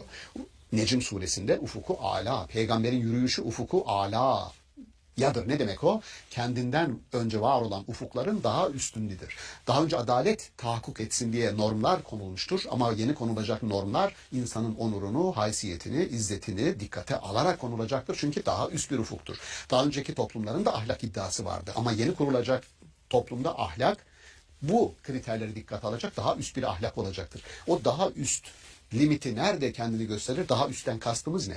Sadece benim grubumda olanı dikkate alırsam bu daha üst değil işte. Bu normal standart bir davranış. Bu benim kardeşim, ben onu korurum. Bu benim sülalemden, ben onu korurum. Bu benim dinimden, bu beni korur, ben onu korurum. Bu Yahudi mantalitesi. Allah kimin Allah'ıdır? Bizim Allah'ımızdır. Peki biz kimiz? Allah'ın sevgili evlatlarıyız. Bu söylediğim nedir? Yahudilerin Tevrat'taki ifadeleri Kur'an-ı Kerim'in de eleştirdiği ifadeleridir. Yani tekel mantığı çalışıyor. Dinde tekel, Allah'ta tekel, evrensellik yok, göremez. Öyle bir şey yok. Herkes, bütün insanlık davası. Bugün ben bile bunu seslendirdiğimde bizim camiamızdan insanlar bile evrensellik davası ne demek? Yani bütün insanlar ne demek hocam ya falan diyor. O zaman Müslüman olmanın alemi ne diyor? Bugün bile bunu anlamakta zorluk çekiyorlar. Oysa Kur'an-ı Kerim Fatiha suresini başlarken diyor ki Elhamdülillahi Rabbil alemin. Bütün alemlerin Rabbidir. Sadece bir grubun değil, sadece inanan tek bir dinin değil. Ve bitirirken de Kur'an-ı Kerim unutulmuştur belki bu mesaj diye. Kul a'uzu bi rabbin nas. Bütün insanların Rabbi diyor. Başlarken alemlerin Rabbi, alem kelimesi Kur'an-ı Kerim'de hem bildiğimiz kozmik alem anlamında hem de kabile anlamında kullanılır. Yani Yahudilerde Allah tek bir kabilenin tanrısıdır. İsrailoğulları. Evet. Oysa alemlerin Rabbi demek bir kabilenin Allah'ı olacak şekilde daraltılamayacak büyüklükte bir varlık var ve siz bunu yapamazsınız diyor. Alemlerin Rabbidir. Bütün kabileleri, bütün sülaleleri, bütün şehirleri ne dersiniz? Ve en sonunda bütün insanların. Dolayısıyla bu evrenselliği, yürüyüş, onun için dedim insanlık davasıdır. Sadece Müslümanların davası değil. Bugün de eğer uluslararası sınır aşacak şekilde, size vize sormayacak şekilde bir düşünce üretiyorsanız, bütün sınırları aşacak, hiçbir vizeyle karşılaşmayacak düşüncenin insanın dininden, mezhebinden, ırkından, renginden, dilinden bağımsız olarak bir düşünce üretebiliyorsanız bütün insanları kapsayacak, onun saygınlığı var ve dolaşıma girer. Bu bir anlamda kültürel üretimdir. Yani bir kültürlemedir. Kültürün yayılımıyla dinin yayılımı aynı hızda değildir. Kültür dinden çok daha hızlı yayılır. Çok daha hızlı, kat ve kat hızlı yayılır. Onun için kültür dediğiniz şey bütün insanların yaşamına ilgilendiren kavramları üretirseniz kültüre nüfuz edebilirsiniz. Aslında bu kültürün yayılma hızını dinde kullandığımızda, yani oradaki ortak dili, kültürün hızla yayılmasının sebebi olan şey insanlardaki ortak benzeşimlerin artması. Bunu yöntemsel olarak dinde kullandığımızda, dindeki evrensel ortak dil anlayışını, bir ortaklığı kullanabildiğimiz zaman dinin de belki aynı hızda yayılmasına ya da daha hızlı yayılmasına sebebiyet verebiliriz. Evet, ama bu çok kolay değil. Buna bugün kültür teolojisi deniyor. Kültür teolojisi benim temel yazıp çizmelerimde çok önemsediğim bir şey. Çok önemsiyorum. Yani şöyle diyelim, tevhid kelimesini tevhid olarak aldığınız zaman Allah'ın birliği, ama bunu kültürel bir forma soktuğunuzda insanlığın birliği, insanlığın ortak gelecek endişe birliği, insanlığın ortak sorunları. Yani ben diyelim Manhattan'da bir çözüm üreteceksem dini anlamda Hristiyan, Yahudi, Hindu hepsini bir araya getirebiliyorum. Uyuşturucuyla mücadelede hepimiz işbirliği yapabiliriz. Çoluğumuzu çocuğumuzu koruma anlamında. İşte bu kültürel bir akttır. Yani namaz kılmak Müslümanlara aittir. Ama çoluk çocuğumuzu kötü bir ortamdan korumak kültürel bir reaksiyondur. Yayılma hızı kolaydır. Her yerde kabul görür. Söylediğim o. Onun için tevhid dediğimizde Muhammed İkbal diyor ki tevhidi bir yelpaze gibi düşünün diyor. Yelpaze üçlü, 3 kanadı var. Bu 3 kanadı açtığınızda birincisinde eşitlik yazar, diğerinde adalet yazar, diğerinde kardeşlik yazar. Yani Fransız devriminin sloganları yazar orada diyor. Ya bakın, eşitliğin bütün dünyada karşılığı var. Kardeşliğin ya da dayanışmanın bütün dünyada karşılığı var. Özgürlüğün bütün, bakın bunlar kültürel. Oysa tevhid dediğin zaman tevhid Allah'ın birliği dediğin zaman kaldık orada. Bu tamam, çok bizim en kurucu terimimiz Allah'ın birliği. Ama diyorum ki Allah'ı ucunda ilahi olanın olduğu bir ayetin diğer ucunda insani olan vardır. Bir ucunda teolojinin olduğu bir ayetin diğer ucunda antropoloji vardır ve olması gerekir. Ya da lahut denir klasik kültürde, ilahi olan lahut ve nasut. Yani şimdi bu kültüre yedirdiğinizde o ifade ettiğiniz yayılma, dağılma, etki etme gücü katlanıyor. Niye buraya geldik? Şuradan. Peygamberin yürüyüşü, İsra'sı bir insanlık davası yürüyüşüdür, onur yürüyüşüdür ve bu onura bütün insanları bütün iddialarıyla ortak etme çabası içerir. O haysiyeti, onuru koruma namına. Çok kıymetli ama aynı zamanda çok da zor bir yolculuktan bahsediyorsunuz. Aslında çok zor gibi görünüyor ama sevgili Fatma, gerçekten onur, haysiyet, izzet dediğinizde bunu hayır ben buna karşıyım diyebilecek hiçbir kimse yok. Yeter ki burada dışlayıcı bir dili bir tarafa bırakalım ve kapsayıcı, içeren, endişe duyan, gözetmeye çalışan bir dili kullanalım ki Kur'an'ın dilinin, Hazreti Peygamber'in yaşam pratiğinin, sünnetinin gerçekten buna dönük olduğunu bakarsanız görürsünüz ya. Evet. Çok teşekkür ederiz Ben hocam teşekkür değerli ediyorum. yorumlarınız Sağ olun. için. Sağ olun. Umarım bunu fark eden bu yürüyüşe katılanlardan oluruz hocam. İnşallah. Sağ olun. Sevgili seyirciler, İsra suresi bağlamında onur yürüyüşü hakkında konuştuk bugün. Bir sonraki bölümde görüşmek üzere. Hoşçakalın.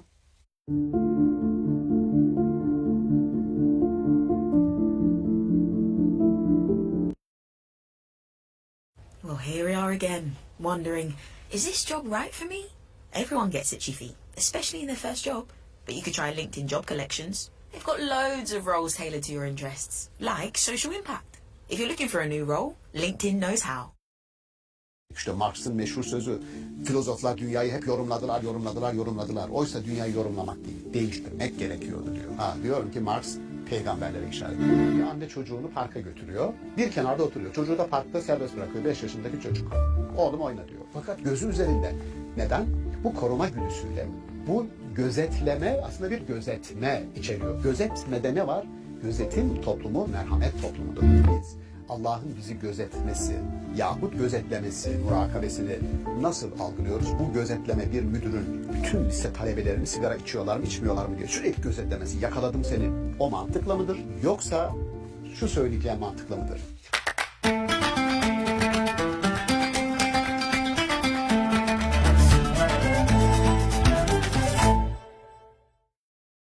İstanbul Okulu'ndan herkese merhaba. Sevgili seyirciler, bugün gözetleme ve gözetim kavramlarını ele alacağız. Toplumsal olarak gözetleme toplumundan gözetme toplumuna geçişi ele alacağız. Konuğumuz Profesör Doktor Şaban Ali Düzgün. Merhaba hocam. Merhaba. Hocam bugün iki önemli kavramımız var. Gözetleme ve gözetme diyoruz. Bu iki kavramı birlikte ele almak istiyoruz. Aslında dijital bir toplumdayız ve sürekli bir gözetim altındayız. Şeffaflık çağındayız da diyebiliriz. Gözetme de diğer taraftan baktığımızda farklı bir bakış açısı sunuyor bize. Bu iki kavramı siz nasıl değerlendiriyorsunuz? Din bağlamında, Kur'an-ı Kerim bağlamında nasıl ele alıyorsunuz? Tabii şimdi herkesin gönüllü olarak katıldığı bir şeffaflık süreci var. Yani sizin de benim de kamera arkasındaki dostlarımızın da hepsinin kimlik bilgileri bizim kimlik kartımızın dışında bir yerlerde kayıtlı. Banka bilgilerimiz öyle. Ve alışveriş yaptığımızda o bilgiler önce hepimizin bildiği o kartı bize veren esas merkeze gidiyor. Ondan sonra dolaşıma para çekiliyor. Önce kayıt. Her yerde kayıt. Bu dijital toplum demek. Yani artık birer sayıyız. Her birimiz birer rakamız. Şu kimlik numaralı kişi dediğinde ayağa kalkıyoruz. Yani o kadar buna dijital toplum ya da dijital sürü diyor bugünün düşünürleri. Bildiğimiz dijital sürü. Üzücü yani birer rakama dönüşmek üzücü. Bu aynı zamanda liberal, neoliberal toplum iddiasının bir parçasıdır. Şeffaflık. Ama ne kadar şeffaf olursanız, ne kadar kendinizi dışarıya açarsanız o kadar mahremiyetiniz elinizden kayıp gidiyor. Mahremiyet kelimesinin Türkçedeki karşılığı saygınlık.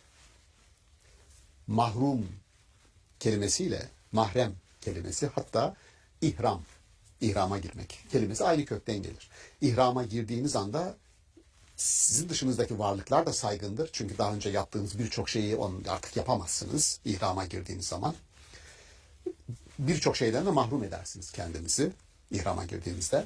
Dolayısıyla mahremiyet kişinin saygınlığı hangi toplum yapısında olursa olsun. İster dijital toplum deyin, ister ortaçağ feodal toplumu deyin, modern öncesi toplum deyin, modern toplum deyin, ne derseniz deyin. En esaslı kelime kişinin saygınlığının yani mahremiyetinin korunmasıdır. Bu bir. Peki ne dedik biz? Gözetleme diye bir şey var. Gözetleme. Mobese kamerası sizi gözetliyor. Girdiğiniz internet hesapları, arama motorlarına girdiğiniz her şey büyük veri, big data olarak söylediğimiz o sistemin içerisine veri olarak aktarılıyor. Onlar sonra işleniyor ve siz hiç haberiniz yokken, yani şöyle düşününüz, bir baba kızının hamile olduğunu marketin kendisine gönderdiği dijital reklamlardan öğreniyor. Çünkü yapılan kartıyla yapılan alışverişlerinden kızın yaptığı alışveriş neler almış, onları hesabını kitabını yapıyor. Bu alışverişi yapan kişi diyelim çocuk bezlerinin fiyatına bakmış. Yahut işte hamilelik testleri almış. Babaya haber gidiyor işte kızınız hamile falan. Şimdi dijital dünya aynı zamanda bir kontrol etme üzerine kurulu. Yani biz ne diyoruz? İnsanın kendi kendine karar verdiği, mahremiyetinin korunduğu, düşüncelerinin, fikirlerinin, tamam mı? Şimdi bu kadar şeffaflık, bu kadar açıklık, ne dedi buna işte Çulhan? Dijital sürü adını veriyor. Şimdi insanların geldiği bir toplum bir gözetleme mekanizması var ve bu gözetleme mekanizması hepimizin bildiği iki isme burada anacağım. Bunlardan bir tanesi Osmanlı'nın çok yetiştirdiği gerçekten büyük alim, büyük bir düşünür. Osmanlı maliyesinin de kendi döneminde bütün kayıtlarını tutan divandaki kişi ya, Katip Çelebi. Onun Cihan Nüma diye bir eser var. Cihan Nüma bütün dünyayı gören optik demek. Bütün dünyayı görebiliyorsunuz. Kendisinden neredeyse 200 yıl sonra gelen İngiliz Jenny Bentham panoptikon, aynı kelimenin Cihan Nüma'nın İngilizcesini yaratıyor. Panoptikon. Mahkumların haberdar olmadan, hiçbir şey bilmeden mahkumların 24 saatini hapishanede gözetleyen ve hiçbir noktalarını kaçırmayan bir gözetim mekanizması. Niye gözetliyoruz? Denetim kurmak için. Niye gözetliyoruz? Üzerlerinde iktidar kurmak için. Yani gözetleme ne getirir? Gözetleme denetim getirir. Gözetleme gözeten kişinin gözetlediği toplum üzerinde iktidar kurmasının yoludur. Buna bir tür enfokrasi deniyor. Yani enfo bilgi demek, veri demek. Enfokrasi, krasiya yaratmak, idare etmek demek. Enfokrasi bilginin idare ettiği toplum. Bilgiye ne kadar çok sahipseniz, veriye ne kadar çok sahipseniz o veri sahiplerini güdersiniz, o veri sahiplerini denetlersiniz ve üzerlerinde iktidar kurarsınız. Ya bu yaşadığımız toplumun fotoğrafını çekmek ve nasıl bir toplumun parçası haline getirildik onu görmek için bunu dikkatimize Yani sunuyorum. alınan bütün bilgilerle bir tahakküm kurulmuş oluyor Bir aslında. tahakküm kurulmuş oluyor. Bu işte üretilen psikopolitika kavramı burada çalışıyor. Yani siyasal kararlarınızı da etkileyecek süreçler çalışıyor burada. Psikopolitika. Sizin verilerinizi değerliyorum, topluyorum ve bir sonraki seçimde muhtemel katılımcı siyasi partilerden istediğim partiye oy vermeni sağlayacak şekilde senin psikolojini artık etkileyecek süreçlere seni sokuyorum. Psikopolitika. Şimdi o kadar bizim dışımızda denetime açık hale getirildik ki bu işte kitleler psikolojisi diye Gustave Le Bon bunu yazdığında aslında bu dijital dünyaya henüz gelmemiştik bile. Ama o kitlelerin psikolojisini etkileyecek süreçlerin onun öngördüğü süreçlerden işte en şu anda başat olanı yaşıyoruz. O da bu dijital dünyada nasıl denetlenen, gözetlenen bir nesne haline dönüştürüldük. Peki niye bu şikayeti yaptım? Bu şikayetin bir Allah'ın isimlerinden bir tanesi Rakib'dir. Rakip gözetleyen midir, gözeten midir? Yani murakabe de oradan gelir. Gözetim var orada. O da sizi görüyor. O da size bakıyor. Aslında ikisi de birbiriyle iç içe gibi de görünüyor. Bir Öyle yandan de görülebilir gözetliyor. mi? Şöyle bakılabilir. Yani hepimizin bildiği örnek üzerinden bir anne çocuğunu parka götürüyor. Bir kenarda oturuyor. Çocuğu da parkta serbest bırakıyor. 5 yaşındaki çocuk. Oğlum oyna diyor. Fakat gözü üzerinde. Neden? Bu koruma güdüsüyle, bu gözetleme aslında bir gözetme içeriyor. Gözetmede ne var? Gözetim toplumu merhamet toplumudur. Gözetimde, gözetmede bir merhamet vardır, empati vardır, koruma vardır.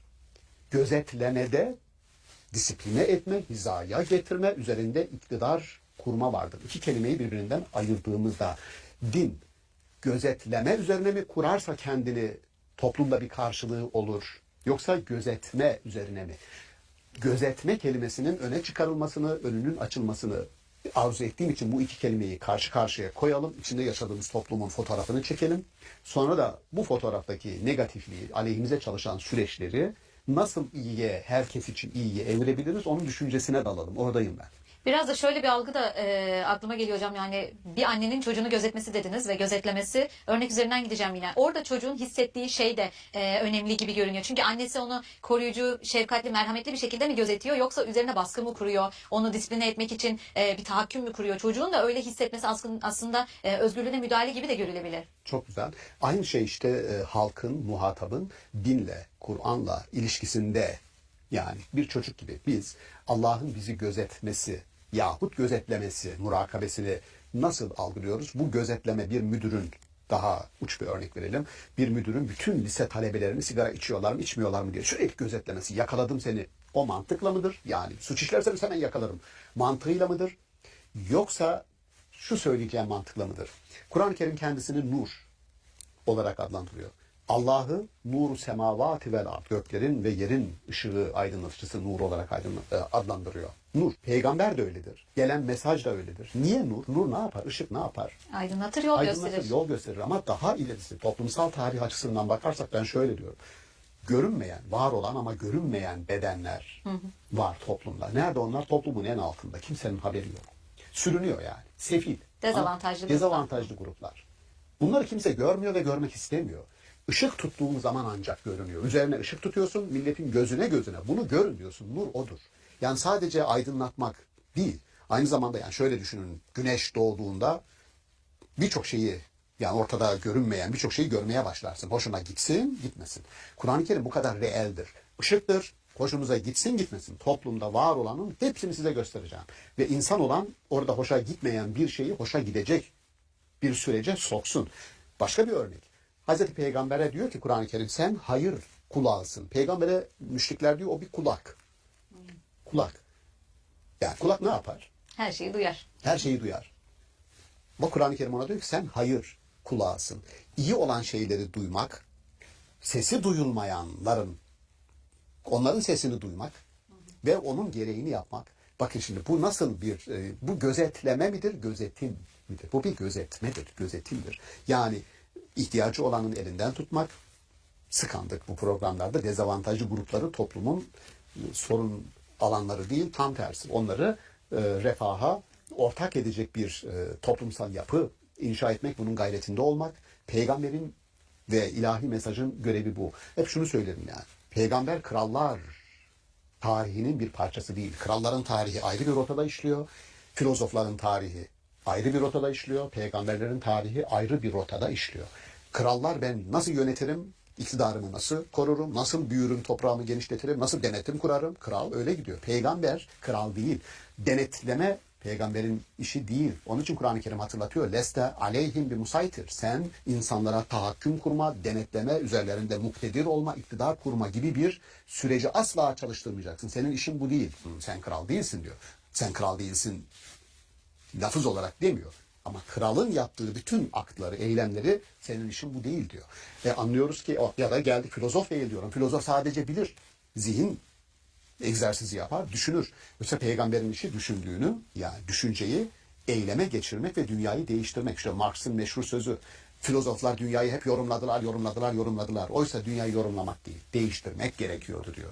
Diyorum ki Marx peygamberlere işaret ediyor. Pratik bir karşılığı var aslında. Dünyayı değiştirmek için de göreceksin. Gördüğünün eğer elinden tutulmaya ihtiyacı varsa elinden tutacaksın. Yaşamın bir parçası, kurucu, aktif parçası haline getireceksin. Yoksa orada muhtaç, ihtiyacı var, arada ona bir bakalım. Öyle değil. Kurucu unsur haline getireceksin. Yani düşünün, engelli olan ama hayata aktif olarak katılmayan tek bir kişi kalmayacak. Otistiğimiz de katılacak, Down sendromumuzun da katılacak. Sevgili bir öğrencimiz doktora tezi yapmıştı Down sendromlularla ilgili. Dedim niye doktora tezini böyle seçtin? Dedi ki hocam dedi benim kardeşim dedi Down sendromlu. Onun için dedi ve bir çalışmanın parçası olarak Down sendromlu çocukları Ankara'da topladı. Bu videoyu dinleyecektir eminim. Ve Hacı Bayram Veli Camii'ne götürdü bir namaza.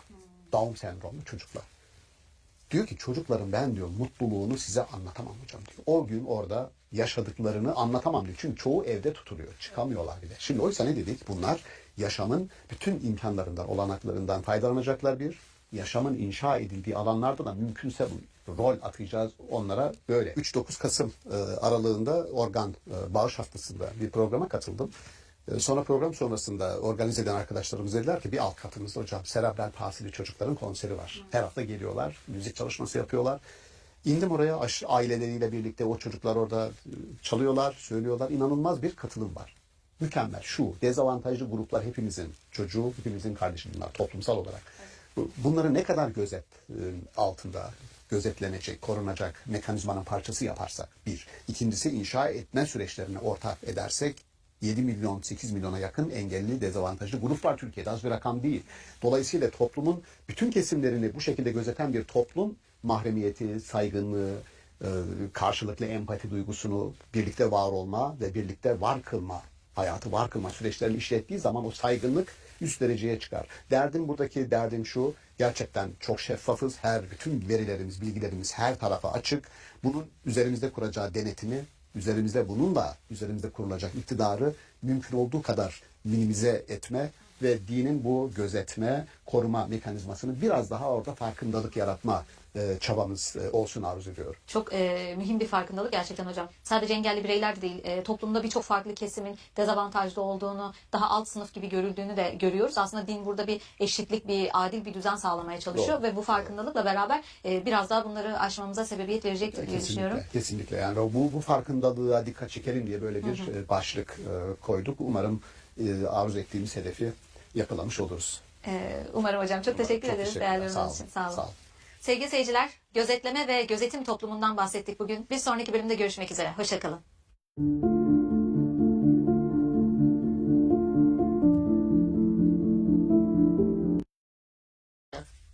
Hasen dediği güzel bir sonuca evrilecek. Olur bir hasta oluruz ya, hasta oluyoruz.